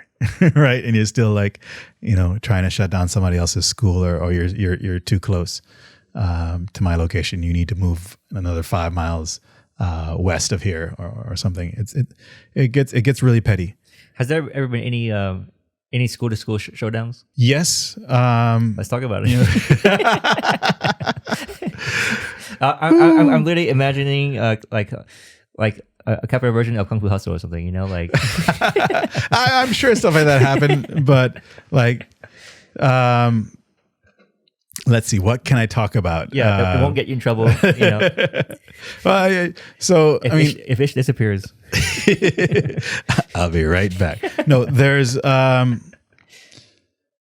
so there's a master who I have a lot of respect for, and we're pretty close communication many years ago. And so he had a student who had opened up a school in LA, but he wasn't using the school name. And as far as I knew, he didn't have the rank as a teacher. And so I was just like, I wonder, is this on the level? So I reached out to the master as well as like some other folks in the school just to make sure. And he hit me back. He's like, oh, no. Yeah, he has his own organization name, but he's under my school, and it's all legit. And he's working with this other person who teaches in the Bay, who's helping to supervise and support him. So we have, everything's all under control. But thank you for checking in and just making sure that nobody was misusing our school name. So he was fine with it. The person, however, got upset that I checked up on him. And so he brought his support person to my school. And that day, I had just one person who come for class. So we were just working on music. It's two of us. It's a really good opportunity to really drill down into the music. And so they come in. They're like, "Hey, what's up? Good to see you." And so, hey, when are you guys gonna have the hada? I'm like, "What hada? There's only two of us." It's like, "Oh, we came to play. We came to get down. What's up? Are you afraid? When we're gonna have a hada?" So I'm like, all right. So I give, and this person who was training wasn't even my student. They were a student of Mestre Mains who just come to visit. And so I give them the Berimbao, and they're playing the music, and then I play the the student who I was checking up on, and I'm older, so I was able to control the game. And then his homie comes in to buy him out and to take over. And part of the strategy sometimes is if you have beef on somebody, then you gang up on them. But there's only one at a time, or two at a time in the hada when you're playing. And so what happens is a person cuts in and plays that same person. And then the next person cuts in and plays that same person. So that person gets stuck playing like 3 or 4 people, and they get tired out, and then you can beat the hell out of them. So that was like part of the strategy, but it didn't work on that day. But, the game started off a little bit antagonistic, but through the course of the game, kind of like just drew some boundaries. And then we started kind of just connecting more and flowing, and we were still testing each other, but that connection developed, and we started laughing and joking through the progress of the game. And so at the end of it, we're like hugging it up, and dude's a little miffed because his homeboy didn't wreck me. And I've just made a new friend. So, so it was great. It was great. It started off with, there was bad energy, bad attitudes when they came in, like, "When's the hada? Where are you? You're afraid to play? What's going on?" But that's kind of how, when our egos get bruised, or they're just difficult conversations that are to be had, sometimes we act out. But in that case, it turned out quite well. Very, very cool story. Have you been back to Brazil for capoeira? I've been 2 or 3 times. I need to go back. It's been a few years since I've been back. What's the culture over there as far as capoeira like compared to, say, United States? I mean, really, nowadays, worldwide, you can find amazing capoeiristas everywhere. I will say, however, that... Is there like a level of, an extra level of pride because they're in Brazil? I don't know if it's hard to say. I'm not Brazilian, so for example, when I went to New York City, there's definitely pride there, but not in a bad way, in a good way. Yeah. But one thing I noticed that's special about New York City for dance, compared to other places, is there is definitely a generational thing, right? Generational thing where you can go to a Fort Greene party, and then there's like little kids, there's grandmas, there's people that, like, it may be the person who's just working at the 7-Eleven is just out there dancing, right? Yeah. And so that's definitely very different, and I think unique to New York City. As when you go to LA, okay, I took this class and now I'm out dancing. It's very different. Very, very different. I think there it's not so much that, but the stakes are a little bit higher. I think in Brazil, people, there's still people who are learning capoeira as part of like a social program to get kids off the streets, or to provide hot meals or supplementary education. And there are still beefs between schools that sometimes end up in fights. There's still, like, people are playing hard games and getting kicked hard. More so than out here. I think the idea of we want to take care of our partner's bodies, the integrity of your partner's body, is a lot stronger here. But at the same time, there's that idea of respecting your partner as a worthwhile opponent and artist that happens there. And so I think you might get checked more, you will get tested more, but you also, people show you love, people show you respect. I never, and also I blend in there until I open my mouth. The first couple of times I was there. My Portuguese was not very good. It's much better now, but even though I was talking to people, I spoke in Italian the first time I went there, and tried to speak Italian with a Brazilian accent, so people understood what I was saying. But they laughed at me. They would laugh in my face, and then they would correct me, and then I would learn more Portuguese. But like everyone obviously knew that I was a foreigner, but they were really cool. There was a lot of acceptance, and also a lot of pride in the fact that I was there specifically to study their art, and to commit myself to something that they held dear. That even in their own country, people who measure themselves as the definition of success, they look down on it. But then you've got these folks who are coming from different countries who are really like putting their time and money in to learn something. And I think that like that exchange of validation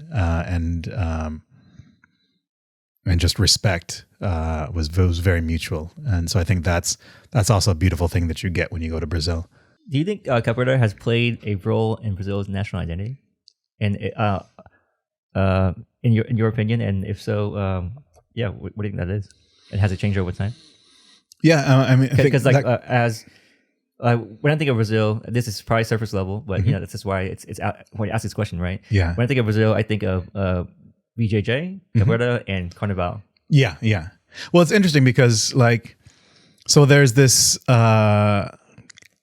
debate that pops up in capoeira circles, like, is capoeira African or is it Brazilian? And like when I hear that, to me that's a non-question, because exactly what you said. When I think of Brazil and Brazilian culture, I think of acarajé, all these African foods with dendê. I think of samba. I think of carnaval. I think of all these African celebrations. So like the United States, so much of the popular culture is African. So when you're saying Brazilian, you're already saying African in many ways. So whether capoeira is Brazilian or African is just a non-question. Even if you call it Brazilian, it's African. If you call it African, it's African. So it's both. It's Afro-Brazilian, and yet again, Africans were not Brazilian until the abolition of slavery and the enfranchisement of Africans as citizens, and then at that time, still capoeira was not widely acceptable, nor was it necessarily legal. And then, so Getúlio Vargas, who was the dictator, got with Mestre Berimbao, who was the creator of Capoeira Regional, which is kind of the first large modernization kind of capoeira, I guess. Also, like his methodology, his teaching methods, and just his establishment of an academy kind of shifted the game with capoeira, and it's really in many ways because of him that capoeira has flourished and spread around the world. But so in deference to that mestre, we will often say, we also see Mestre Berimbao, was in touch with politicians, and he was able to get capoeira to be legalized. But how does a poor black man in Bahia get a dictator to completely flip the script and legalize a fighting art that has killed many Portuguese people over hundreds of years? Like, how does that happen? Well, I mean, some scholars will say that it didn't happen that way. and that Getulio Vargas understood that there was so much, because of the subversion of the people and the culture, there was just so much roiling at the bottom that was about to explode. And it could have ended up in a bloody revolution that maybe he and his folks wouldn't have survived. It definitely would have taken the toll on a lot of the upper class folks who got caught in the crossfire. So instead of risking that happening, he decided to open that steam valve and say, okay, no. You can have your culture. It's okay if you do carnaval. It's okay if you dance samba. It's okay if you do capoeira. But he found Mestre Bimba as an luminary of capoeira to help define what it was going to be. And so you have it in an academy with rules, and you have to have a job, and you have to wear a uniform. And so it sounds like regulation, right? That he allowed it to be regulated. He allowed it to be regulated so that it could be that expression could be given, but within a very specific context, which made it acceptable. And then in some ways, some people will say, well, it removed the teeth from it as a revolutionary tool. So that's how it became the national martial art of Brazil, or the national sport of Brazil, or the second national sport of Brazil, depending on how you say it, right? And in no disrespect to the Mestre, because again, that what he did was revolutionary, and what he did resulted in us being able to have this podcast right now. But you still kind of have to look at how things actually happened, and how, within that power dynamic, how does something get flipped so severely? And it doesn't happen just by somebody saying, "Hey, do you mind legalizing?" It's like really legalizing marijuana in the United States. It's happening slowly, and it's happening more the more that states and regulatory bodies are finding ways to tax it and to allow a very high-end industrial body of companies to take advantage of it. Yeah, I had a buddy once who had a dispensary in Las Vegas. Mm-hmm. This is a few years back. So he was in the preparation of opening up the dispensary and waiting for, I think, the new year. That's when it got legalized there. Yes. And he was telling me that before any of the dispensaries even opened, or I think it was either before or maybe the same week that it was open, everything was sold out. Mm-hmm. And he told me that the governor declared a state of emergency because they ran out of weed. Wow. That's stuff you never expect to hear, right? Wow. Oh my God. That's crazy. But so that's likely kind of what happened, or at least we have to kind of ask the questions around that to be critical in our thinking. But at the same time, there's definitely a lot of gratitude for the legalization of it, and the fact that we're able to now train and practice it freely. Yeah, it's hard to wrap my mind around a martial art being illegal. It's just a weird concept to maybe that speaks of the time that I grew up in, right? Yeah. So which is a benefit. I recognize that, but it at the same time, it's as perplexing as cannabis being illegal because it's a plant. Right. Exactly. It's just too easy to use, whereas alcohol or psychopharmaceuticals, all these things that people can put patents on and then sell and make a profit, which can then turn into tax money, is much more lucrative, and so they need to block that. How do you think capoeira would have trend or continue along this journey had it not been legalized? I wonder. Would that have meant that we would have had maybe some more violent uprisings in Brazil? Was capoeira part of many uprisings that's been documented or known of? Yeah, there were that you can speak about multiple. This I can speak about. There are multiple slave uprisings, and Probably the most famous one was the revolt of the Malays in Bahia. And the Malays were African Muslims, mostly from Senegal, Mali, Gambia, those areas. And so they were all extremely well educated, highly literate in Arabic, as well as their own languages. And because they had a certain like religious cohesion, they dressed a certain way. They kind of identified themselves almost in a separate way from other Africans. But they were also really good at organizing. And so they organized a lot of the slave revolts around the country. It is theorized that they wanted to secede and have their own territory as an independent caliphate in Bahia.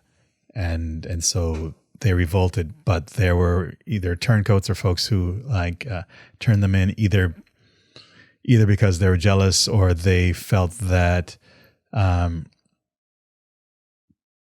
because there was that separation, there wasn't necessarily this African unity. This is like people from a different nation who are about to change things, and who knows what change is going to bring. So the revolt did get put down, but it was also like huge. How did capoeira participate in these revolts? Was it just the capoeira communities, or was it the martial art that's being used when there's altercations? I think so. It's hard to say because it's hard to plot. Like, for instance, who in those communities did capoeira, who didn't. I think we kind of tend to just assume that if anybody was fighting hand to hand and they were African, then it was capoeira, which may have not been the case because there were tons of other martial arts that since have kind of died out, like batuque, as well as different styles of capoeira that existed that are not necessarily as prevalent or have gone extinct. So it's not a huge reach, but at the same time, it's not 100% conclusive that just because they were fighting hand to hand that they were capoeiristas. But it's considered that a lot of them would have been, and so that kind of is seen as kind of part of the capoeira lore. Is there any part of capoeira that's made to combat opponents with weapons? Yeah, I mean, capoeira. The fact that we generally capoeira again is a flowing martial art. One of the benefits of that, I won't say it's the reason, because a lot of times we try to explain things for reasons that would have happened like millennia ago, and we don't necessarily know we weren't there. And then in some cases we were there and we've just forgotten. But a lot of martial arts have hard blocking and strength against strength, and that can cause a lot of physical damage, even if it's just hand to hand.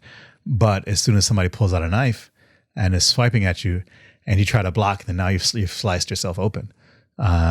So the way that I teach my students is just be like, we're trying not to block. We're trying to cover our heads or our vitals as we're moving, so that if we get hit, we don't get hit in a worse place. But we're not trying to block. We're trying to get out of the way, because we don't know if it's going to be a foot, or it's going to be a baseball bat, or if it's going to be a sword, or if it's going to be a knife. Oh, I see what you're saying. So from the perspective of the capoeirista, there's really no difference between a weapon and someone's leg or arm, because it's ideally all avoided anyways. Correct. Okay. So you're avoiding or you're parrying. And in that way, I think there's kind of a resonance to Filipino martial arts, or Indo-Malay and Filipino martial arts, because the open hand style and you start off with a weapon in those styles, and then you build down to the open-handed style. But it's just that the weapon is an extension, and this is the case really with any weapon. The weapon is an extension of your body. And actually, that reminds me, you were kind of talking about the idea of martial arts being illegal. But if you look at Okinawa, Okinawans were colonized by the mainland Japanese, and they weren't allowed to have weapons. And so, like tonfa, it's like a police club with a handle that protrudes vertically out of it. Nunchaku, These are all farming implements, or what is the hook scythe? Kama. They're all farming tools. And so since they didn't have... Nunchucks was a farming tool? Mm-hmm, it's what you would like beat you beat the rice with in order to get the grains off. Whoa, that's mind-blowing. Wow. So you weren't allowed to have weapons, and so they developed styles that worked with farming implements. Man, that's mind-blowing. That's really cool. Yeah. I'm not sure if that was like a known fact, and I'm just like last to the party, but possibly. Yeah. Okay. Tell me more about that. I mean, that's pretty much all I know. I'm not a karateka, but being a Japan scholar, that's definitely something that I've learned, and been told both in the U.S. as well as in Japan. Earlier, you mentioned that capoeira could be for anybody, including someone in a wheelchair. Mm-hmm. So, like, walk me through how that makes sense. So, if you break down capoeira to its like just what it is at the base, it is giving energy and accepting energy and finding a way to redirect that energy. And it's a game that's done rhythmically with that physical energy. We can do it with nearly full contact, or we can do it with very little contact. We can do it by doing a handstand contest, or doing flips, or we can do it in a wheelchair by swinging around and swinging the foot pedestal through the space of another person and having that person move out of the way and moving in your chair. If you are able to balance, then you can balance or spin. There's like a whole, I don't know if you would call it a methodology or a kind of basically accessible capoeira, where folks have found ways to teach capoeira to differently abled people.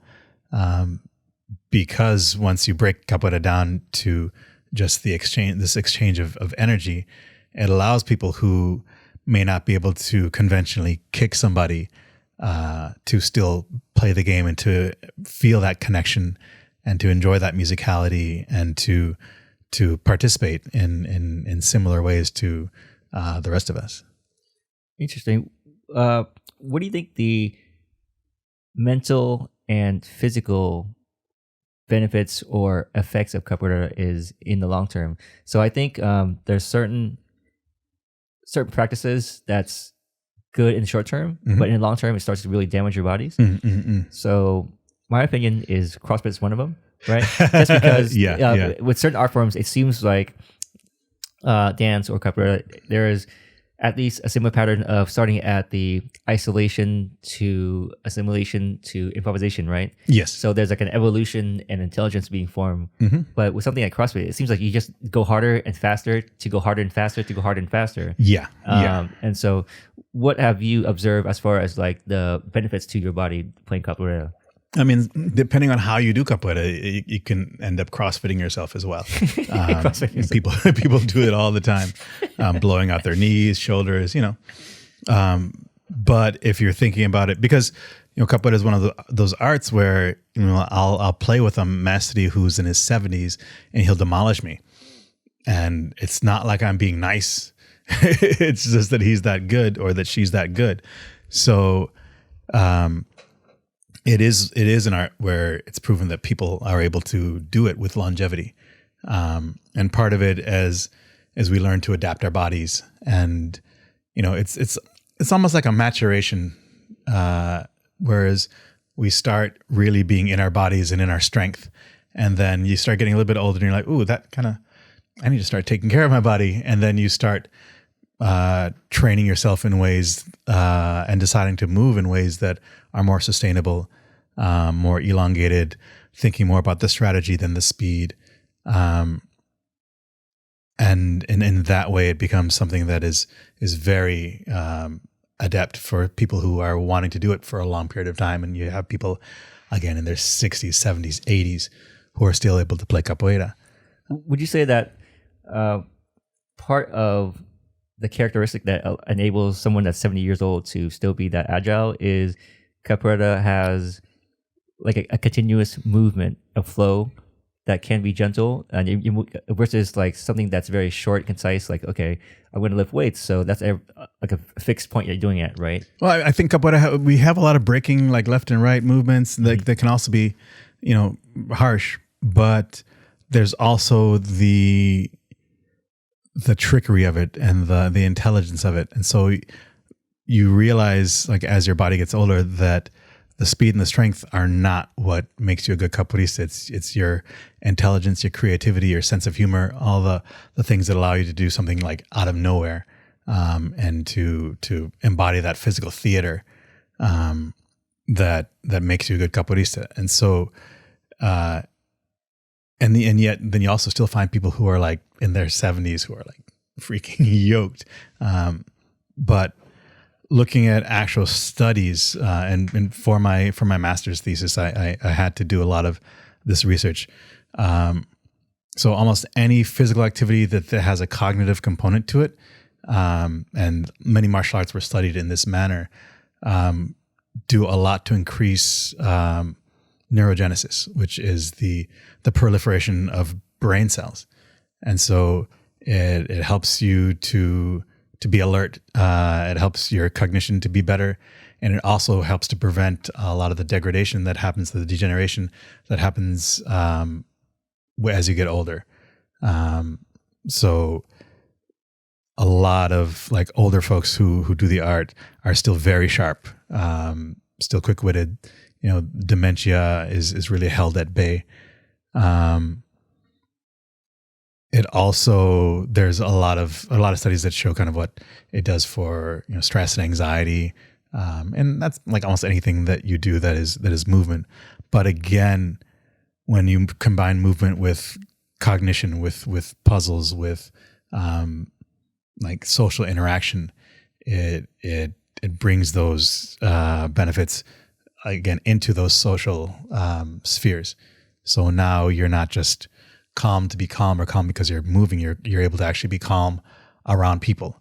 It can act almost as an exposure therapy in many cases as well. So if you have social anxiety, stage fright, you get around people and you kind of just cower into the corner, capoeira can help you learn to be more settled and more calm around people. It can help you to learn to speak in front of folks, to kind of gain that bravery, or reduce that anxiety, to learn how to soothe yourself, because it doesn't fully go away, but you become better at different ways of soothing yourself and coping with it. And capoeira is stressful, so it provides you that kind of container to learn those skills. Would you say that the stress that's inherent with capoeira is the good kind of stress? I think so. Yeah. It depends on the circumstances, but overall, yes, it's a good kind of stress. And if people are doing it with a sense of mindfulness and integrity, it'll remain that way. What are some of the mental health benefits you would say that can be derived from capoeira? Oh gosh, so this kind of reaches into kind of my path in mental health, from going to therapy, to getting a lot of breakthroughs through learning aspects of, or using aspects of, theater of the oppressed, authentic movement, dance therapy, and then discovering that, well, all of these cultural therapeutic modalities are resonant to different aspects of capoeira. So the music, the movement, the theater of it. And so you get the same benefits at a kind of you osmose these benefits as you do capoeira. So again, the soothing, reduction in stress, neurogenesis, it's great to help mitigate depression, depending on the source of it. It's good for, at least in my case, those treatment modalities. I was using it to deal with PTSD in relation to childhood sexual trauma, and so it really allowed me to achieve a lot of breakthroughs.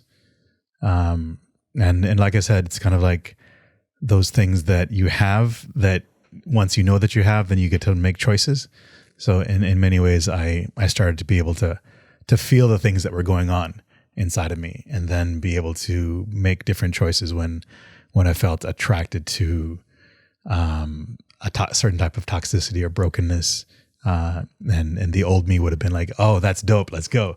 And then the post-treatment me was like, ooh, I feel that, and I know what I'm feeling, and if I'm attracted to that in this way, then that's definitely the wrong thing to be doing. So let me just stay over here in my corner.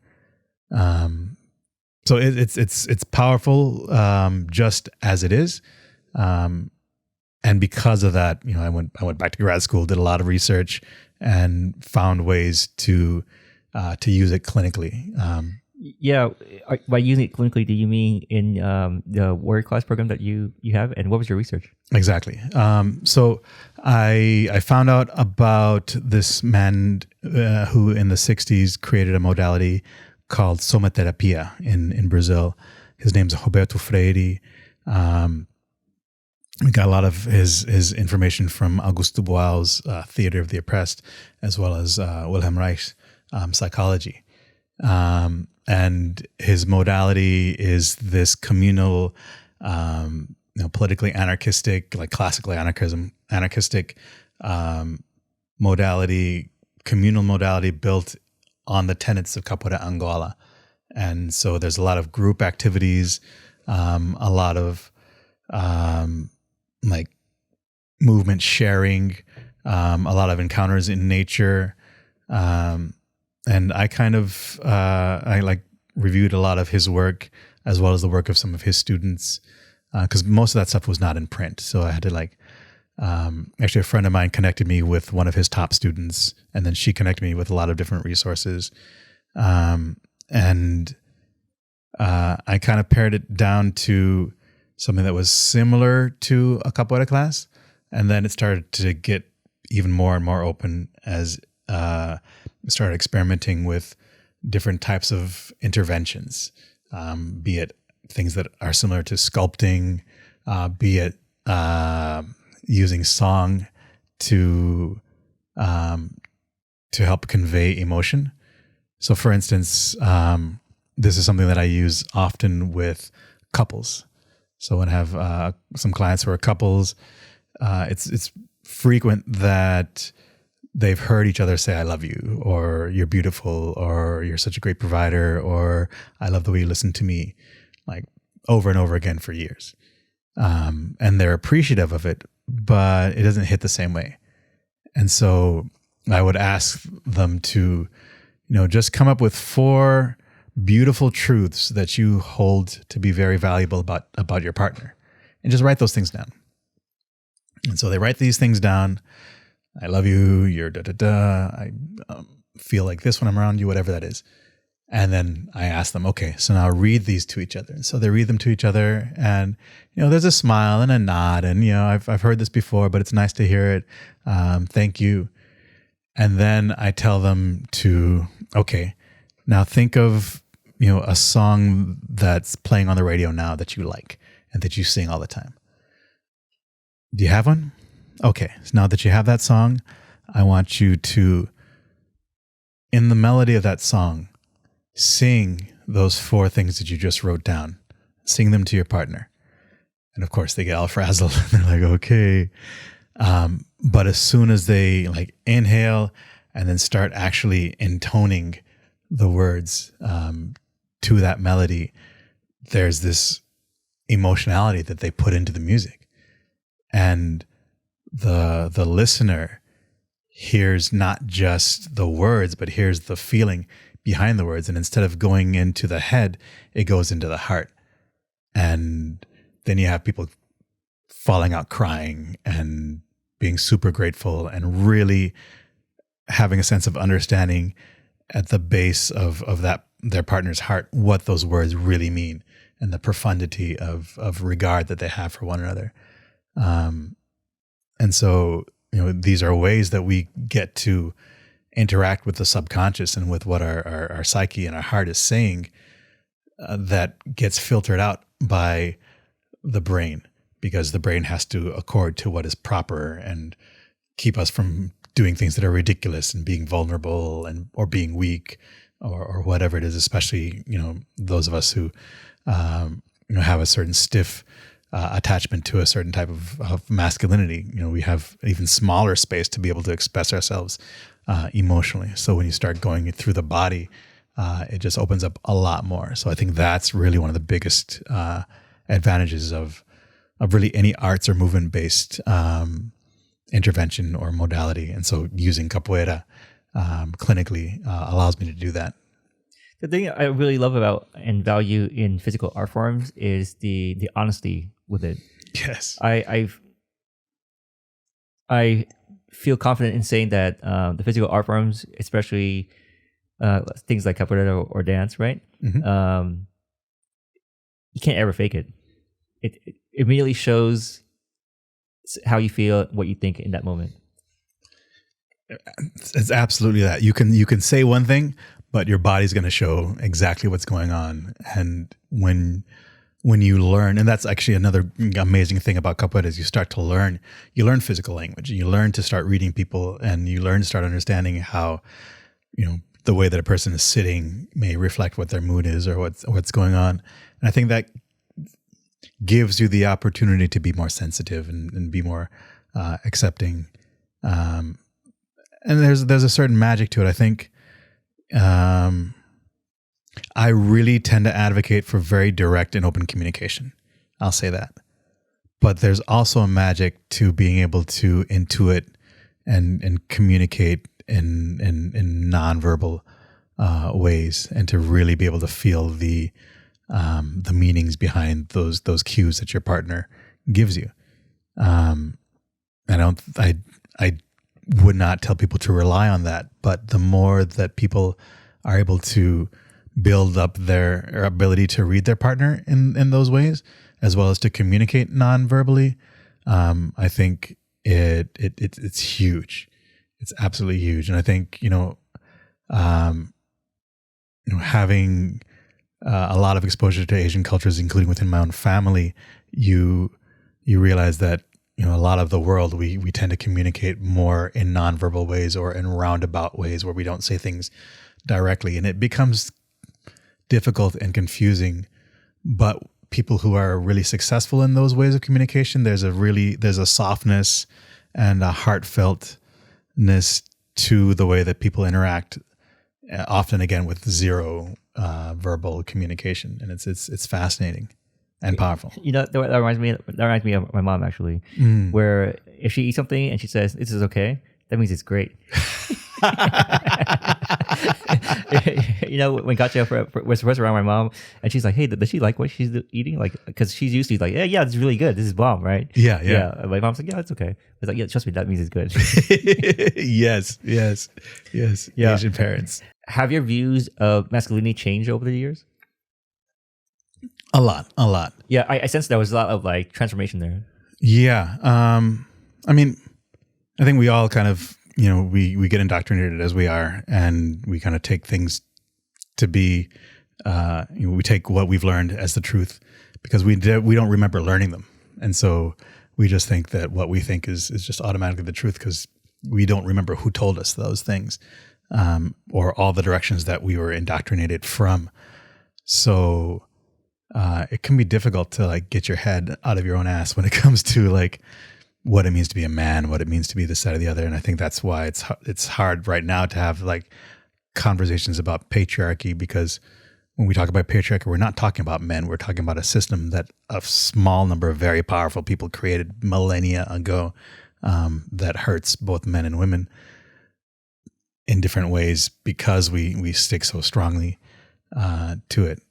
And once I kind of understood that analysis, that this wasn't my choice, and then as I start to get old as fuck, and realize that I don't have anybody I need to please, just God and myself, that it's really important to find out what I want to be and who I want to be, and that as a man I can be masculine, as a man I can be feminine, and we all have that yin and yang in us to varying degrees, and that in some families, the manly thing to do is you bring in the money and you control the finances, and you give the allowance, and that's the manly thing to do.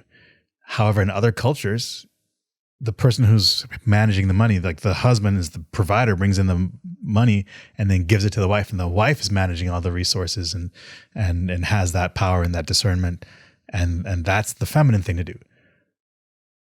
So how is that feminine when for another culture it's masculine? So there's no definition. There's no consistent definition of what a masculine is and what feminine is. There's some overarching shades that tend to be common through cultures. And some of them are toxic. Some of them are okay.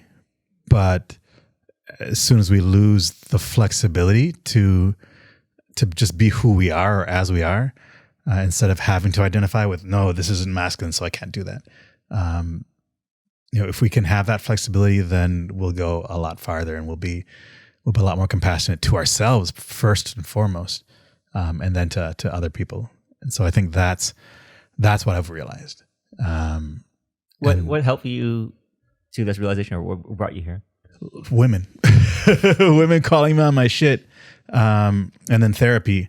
That allowed me to actually look at myself and realize that those women were not lying, and that I went through a piece of shit phase, and that there were things that I was doing, either consciously or subconsciously, acting out in super passive aggressive ways, gaslighting, like all these things, because I couldn't shake my own worldview, right?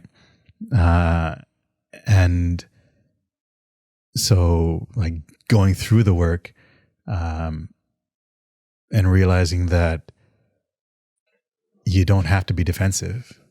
You can listen to somebody who has a criticism of you with gratitude and be like, I hear you.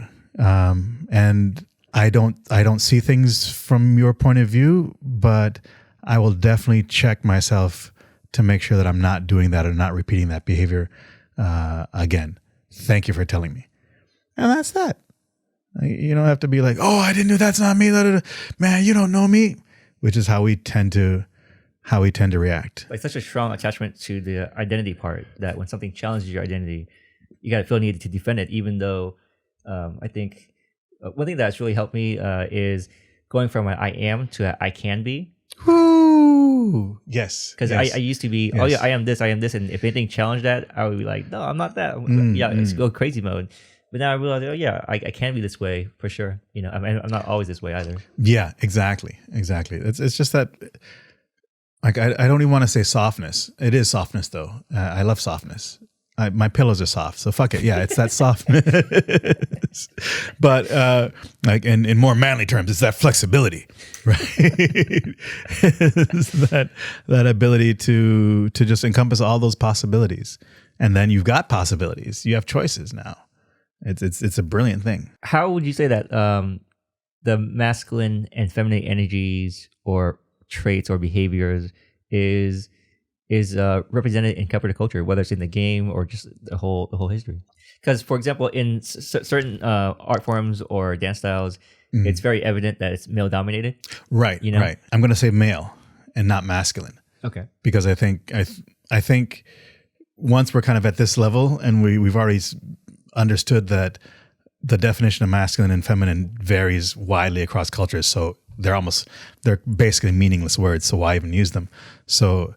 But I would say, yes, capoeira has been very male dominated, still is. Would you say that because there's so much inversion in the body and women tend to be hip heavier, whereas men are top heavy, right? So that lends to somewhat of an advantage when you're inverted because your center is closer to the ground, so it's easier to balance. Is there any part that plays, or it's just like culturally? It's circumstantially, culturally, patriarchally. I mean, because I know a lot of women hand balancers who are amazing. It's not that, and just because you're not as good as somebody who's got a stronger upper body doesn't mean that you still can't do at a high level. So, capoeira has no weight class, no gender classes, no nothing. Like, you can be like 40-year-old at your peak playing a 5-year-old and still have a salient game happen. But the reality is that so capoeiristas, like initially, like especially if you look at the urbanization of Brazil, you've got longshore workers, you've got fishermen, you've got all these men who are on the docks, and during their free time, they're like while they're waiting for the tide to come in so that the boats can come in so they can unload, they're vagiando, they're just hanging around. And so that term vagiando became a metaphor, a euphemism for playing capoeira. And so we even use that today. There's an event that happens every couple of months called vagiando, which is a big roda where folks come and, you don't necessarily have to wear a uniform. You just kind of come and play and come as you are. It's really, really a fun event held by Mestre Itabura. But those folks were men. And generally, capoeira was very much male dominated until maybe the 70s, 80s. You start getting more women who start to partake. Edna Lima, my first mestre, was probably the first woman master of a large capoeira group, maybe at all.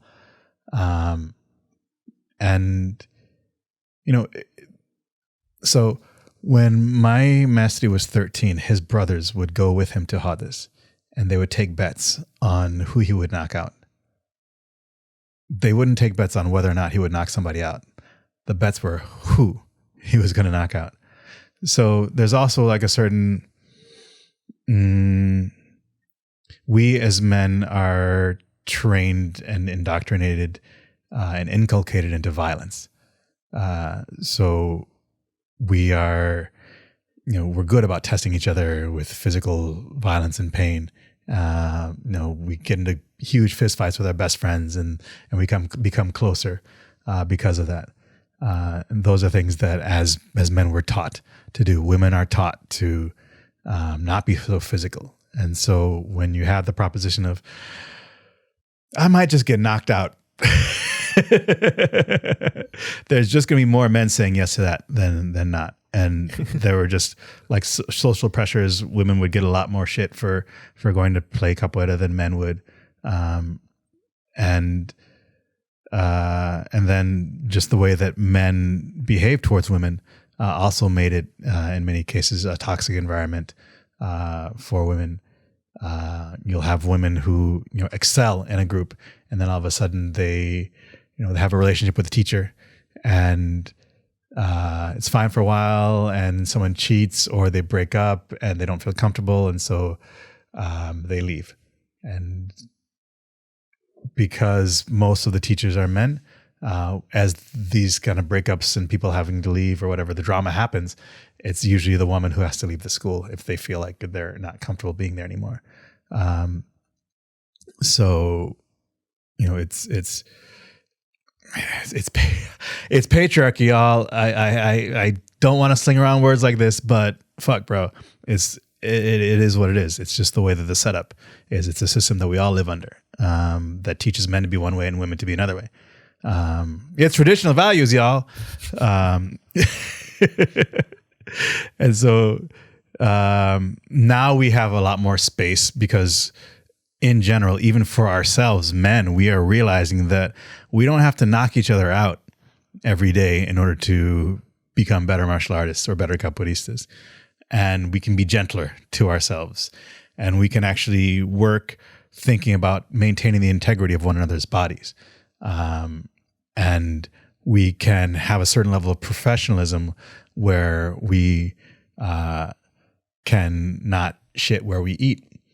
And there are all these things that we now have realized that we have a choice to do, and we can make our community better and create space where everybody feels safe and understood. And we can treat each other like humans. So even if like you end up dating somebody in your school, you end up dating the teacher, there are dialogues that can happen in ways that you can through the course of a breakup, make space for that person to still feel like they're welcome and still feel like they're valid.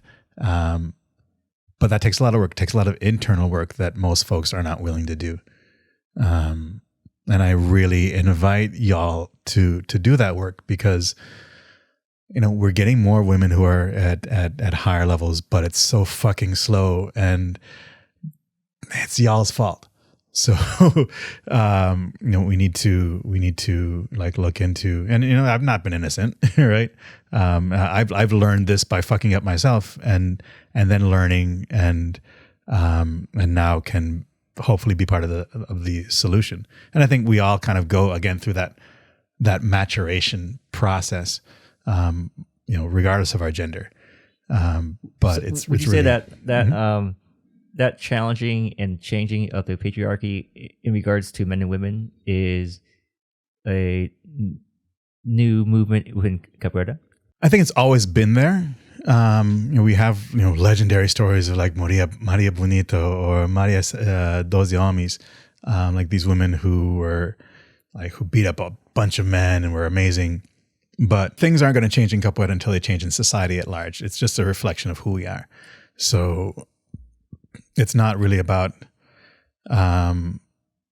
capoeira being any different. It's about now that it's in society. Like, for instance, we've had the Me Too movement, and that has allowed folks to just see how rampant sexual abuse in the workplace and just basically everything that humans are involved in is. And also it's given women and men the strength to stand up and say, this happened to me, and I'm not going to allow it anymore. And this person needs to do something in order to make things right. And from an abolitionist point of view, it doesn't mean that we have to throw people away. It doesn't mean that we have to kick everyone out of the community, depending on like what happened. Right? A lot of times, people aren't abusive, but people still get hurt. And so it's really about kind of creating that mindfulness and finding ways to, even though we are emotionally hurt, ways to humanize the other person and make space, not for ourselves, but for capoeira, which is for ourselves, because we are capoeiristas, we are capoeiras, and we want our art to grow. And you can't grow an art with only half of the human population. Yeah, the theme that I'm hearing about what you're saying is the need for awareness and sensitivity, right? Mm-hmm. Yeah, I used to think sensitivity was in some ways related to being weak, but now I view it as actually sensitivity is a great strength, because it takes an insane amount of, if you want to call it control or skill, whatever it is, to be able to be aware of these things and pull back and only apply just the right amount that's necessary. And to me, that is the most, I'll say it, masculine way. You're powerful, you're dangerous, you can destroy, and yet you apply only the necessary amount of force and strength to any situation. You're not the hammer that is treating everything like it's a nail. You're the feather that is able to apply just enough force on everything, as well as to yield when it's necessary. That discernment, yeah. What do you hope to see happen within capoeira within your lifetime, and where do you see it going in the next 500 years? Wow, you gave me 5 centuries. So I really want to see a lot of, because again, Me Too struck everywhere. So it happened in capoeira as well, and it's not a bad thing. It's a good thing. It's been a reckoning, and I hope that people are able to reckon themselves. It reminds me of when there's a sickness, it's important to see the symptoms and not mask it, because the symptoms is going to tell you how to fix it, right? Correct. So I think we're in a stage where we're seeing the symptoms in so many areas, and it doesn't have to be a bad thing. It's just, it brings up the awareness thing. Yeah, exactly. And so now we have the ability to address it and to increase the professionalism, to increase the humanity, to start learning how to have certain difficult conversations. It's interesting within, for instance, areas like polyamory, where people are in consensual, committed relationships with multiple people, there is a certain heightened level of communication that folks use. But in reality, in the dating scene in the United States, we're kind of polyamorous anyway. We're fucking a whole bunch of people until we decide on that one amazing person who I want to spend the rest of my life. They're the one. Now you've got to... I hear Esther Perel say that being monogamous used to be one partner for life, and now being monogamous means one partner right now. Right, one partner right now. But in reality, that one partner right now was actually a distillation of the 7 people you were seeing at once until you found the one who you think is the one. And like, it is what it is. But there are conversations and there are ways that we could be honest and upfront about how we feel and how we're going to conduct ourselves, and to have agreements that help us to deal with the possible issues that'll happen down the road. And we can be adults and follow those agreements, and things work out a whole lot better. That's how poly folk do it. That's actually how Islamic marriages work. You have a contract that you outline all the things that you need from the relationship, and then you agree on that shit, and then you just follow up on the agreement. It's super, super simple. But the way that we're trained due to Hallmark romances and Disney movies is we just go with the flow and we feel things out. We never talk about anything that's happening when we're getting romantic with another person. And so we're basically taught to hide everything about ourselves when we're trying to get intimate. How the fuck does that work? So there are so many ways that we can learn how to open ourselves up and be more communicative and open to the people who are trying to be intimate with, that would keep us from falling into doing things without consent, to breaking or violating certain boundaries that maybe you didn't even know it was a boundary, but then you violated it and now that person's hurt. And so you didn't intend something to be going on wrong or to hurt that person, but they're hurt. So now you have to deal with that impact, regardless of what your intent was, right? So, all these tools are available, and we just have to spend 5 minutes to just like start digging into them. And the way that we relate to one another could be a whole lot better on all levels, in all areas of our lives. Yeah. Do you think that's going to be within a lifetime or within 500 years? Hopefully, I don't know. It could take 500 years. The way motherfuckers are acting nowadays, but I also see a lot of hope. So I do think that will probably turn within a lifetime. My hope for the 5 centuries down the line is that as capoeira becomes bigger and more pervasive, maybe you have it in the Olympics, maybe you have capoeira tournaments on TV, with the play-by-play, which is fantastic. When you see a capoeira tournament and the tournament rules, spectators who don't do the art are able to see it and understand what's going on at some level. Like, it's a very difficult and very subtle art that if you don't know it and you watch it, it's like, they didn't really hit each other, but what's going? Who won? Who won? I don't know who won. Did you win? Did you win? Both of the people won? I don't know. So it's really difficult. But when they had that tournament put on by Red Bull called Red Bull Paranaue, and they had different categories and different kind of goals to the different types of games that were played, and it was done in a very explanatory way, and they had the play-by-play and multiple judges. And it really created this window of understanding for people from outside the culture to be able to appreciate the culture. And I think that I personally don't like to participate in tournaments unless I'm like a judge, but I see that allows people to have an idea and an understanding, and hopefully that'll attract people to the art, or at least give people a window to be like, yo, I could go and watch a capoeira tournament every weekend. And then it becomes a new revenue stream that allows our art to grow. But at the same time, I hope that our art remains what it is, and then doesn't become completely sportified, where it loses its original character and loses the value of the music, where people aren't learning to speak Portuguese. I go to hell. When I went to Vietnam, I took a capoeira class there, and the guy spoke some English, but I got there and we spoke in Portuguese.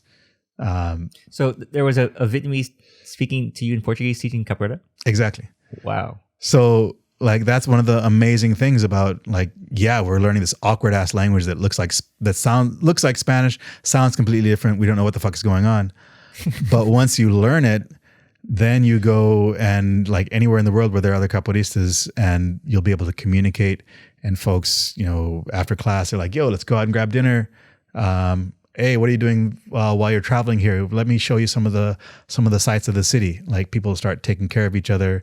It becomes this really beautiful global culture that allows people to have connections that are local rather than kind of this tourist way of traveling. So it can be really amazing. Yeah. Would you happen to remember what his lineage was like? Because there's something that surprised me about the Vietnamese diaspora is there's a lot of Vietnamese in Angola of all places. Oh, interesting. Yeah. I was looking at the worldwide Vietnam map, right, for the diaspora. And obviously California in certain places was not a surprise, but Angola was a big destination. Wow. I had no idea. Yeah. I'm not really sure. I know that he studied outside of Vietnam, but I don't remember exactly where that was. That would be interesting. But again, capoeira, there's now capoeira in Angola, but it's a Regional group. Maybe there are a couple other groups there now, but like the first group in Angola that was established there was a capoeira Regional group, which is just kind of funny and ironic. Yeah. Do you ever have thoughts or a vision of capoeira being taught in schools? Meaning not your own capoeira school, but like actual public education schools. Yes, yeah. In fact, my brother, who's a school principal, and I have talked about it, implementing it as an after-school program. Because before I was looking at capoeira as a therapeutic modality, I was looking at it as an educational intervention, and then also as an organizational tool. And so all these things end up working as overlays to one another. And there are schools that have capoeira. I have friends who started capoeira like at an after school program. And I think it does, like in the best circumstances, it really leaves people with an understanding that the world is bigger than they might have thought it was, that they're able to extend themselves and do more if they apply themselves than they ever thought that they could. And I think it could be very powerful if it was, basically it would be in Only the Strong. Like that was a documentary. Yeah. Cause the thing that took me a long time to learn after school, not like after I came home from school, but like after I stopped going to school, right, is how to be yourself and how to have a connection with somebody. Cause schools, it taught me like, okay, you have your grades. Like if you're A, you're excellent. If you're F, you're a failure. So ways to like view yourself either positively or very negatively, right? Totally. And it really instilled the need for conflict and winner and loser, right? But it took me a long time to realize that that's just like level one.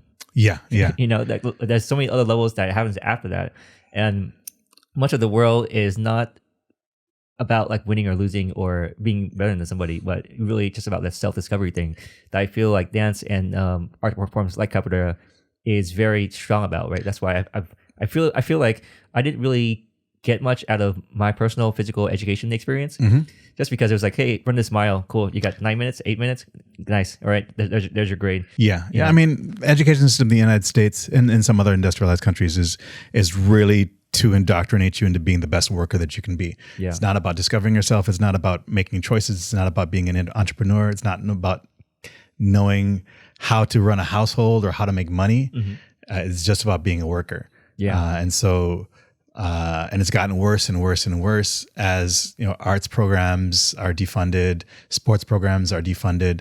And so all the things that kind of allow people to learn team building and working as a group and sharing responsibility and all that and just connecting on a human level are gone. Yeah, I think, or I feel strongly rather about something else that's prevalent in dance and also capoeira is the exchange between men and women that I don't see happening in sports, because you have like gender on gender, like male versus male, Right. female versus male, and then there's this awkwardness of like men and women or boys and girls, right? And no one knows how to interact with each other. Yeah. And then there's all these, well, we already know all the damn problems out there, you know.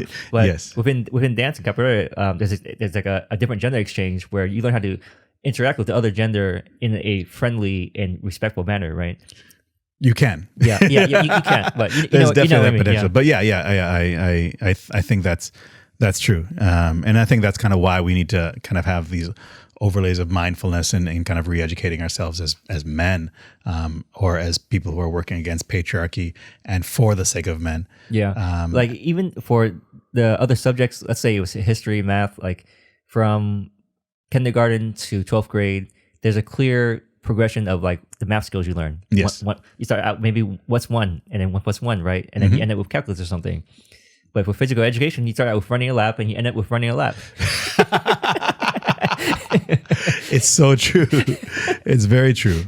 Yeah, and whereas with dance, with capoeira, you start off, you know, as one person, or you're working with another person, and then all of a sudden, like you're teaching classes with tons of people, or you're doing a performance that connects a whole bunch of people to express a certain theme or tell a certain story. There's so much team building and collectivism that comes out of that I think is super healthy. Yeah, absolutely. And I think also in a lot of these physical art forms, I think pretty much all of it, whether it's dance or capoeira, it's not only the physical part, but there's also the history and the culture part, right? That can be taught alongside, and hence the physical education portion, right? Correct. Yeah. So how can people best support you, and how can people best support capoeira? Whoo! 2 birds, 1 stone. Come and train with me. TEM Jogo JOGO.com. I think the best way to support capoeira, actually, really just down brass tacks, the best way to support capoeira is to be your best self, and then come and train. Find where it fits in with your schedule, with your life. I think people kind of enter it thinking, I've got to train like 18 days a week in order to grow, and they go super hard. And people, there's this sense that capoeiristas are all like super hardcore, and that unless you go in super hardcore, you're not going to get anywhere. And so a lot of people don't do capoeira because they're afraid of making that big of a commitment, or they're afraid of failing their teacher. Oh, I failed you, master. Because they weren't able to train more than once a week. If you got once a week to train, then fucking come and train, and then you'll train again the next week, and you'll learn more that next week. It's just what it is. You will progress in stages. It'll be slower if you train less. It'll be faster if you train more. But then there's a limit to that, because if you overtrain, then you'll slow yourself down. So honestly, the best way is to just fucking enjoy yourself. Come in and train. Come to events. A lot of capoeira academies have a lot of charitable outlets and activities going on. So some of them are 501c3 organizations and take donations. So you can give donations. And if you know a capoeirista or you know a capoeira teacher, check out their schools. See if there's anybody who you know who might wanna check it out. It's an amazing martial art. It's an amazing movement form. The more that we learn about it, the more we all get to enjoy it. Any shout outs you'd like to mention? Man, to my Mestre Ismail, to the homie Koflo, and his Mestre Recruta, and his Mestre Accordeon, Mestre Ham, Mestre Sueli, to all of my students. What I've learned has been very much with your help.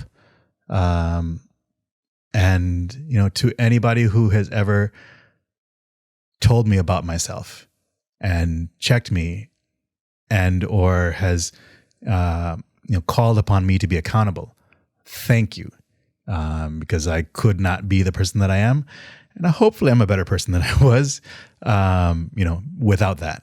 So definitely shouts out to to all the folks who have boundaries. Thank you for having boundaries. And final closing thoughts for all the listeners out there. What would you like to close out with? Whether it's another human or, a third person thinking about doing capoeira, or maybe just someone in your age group.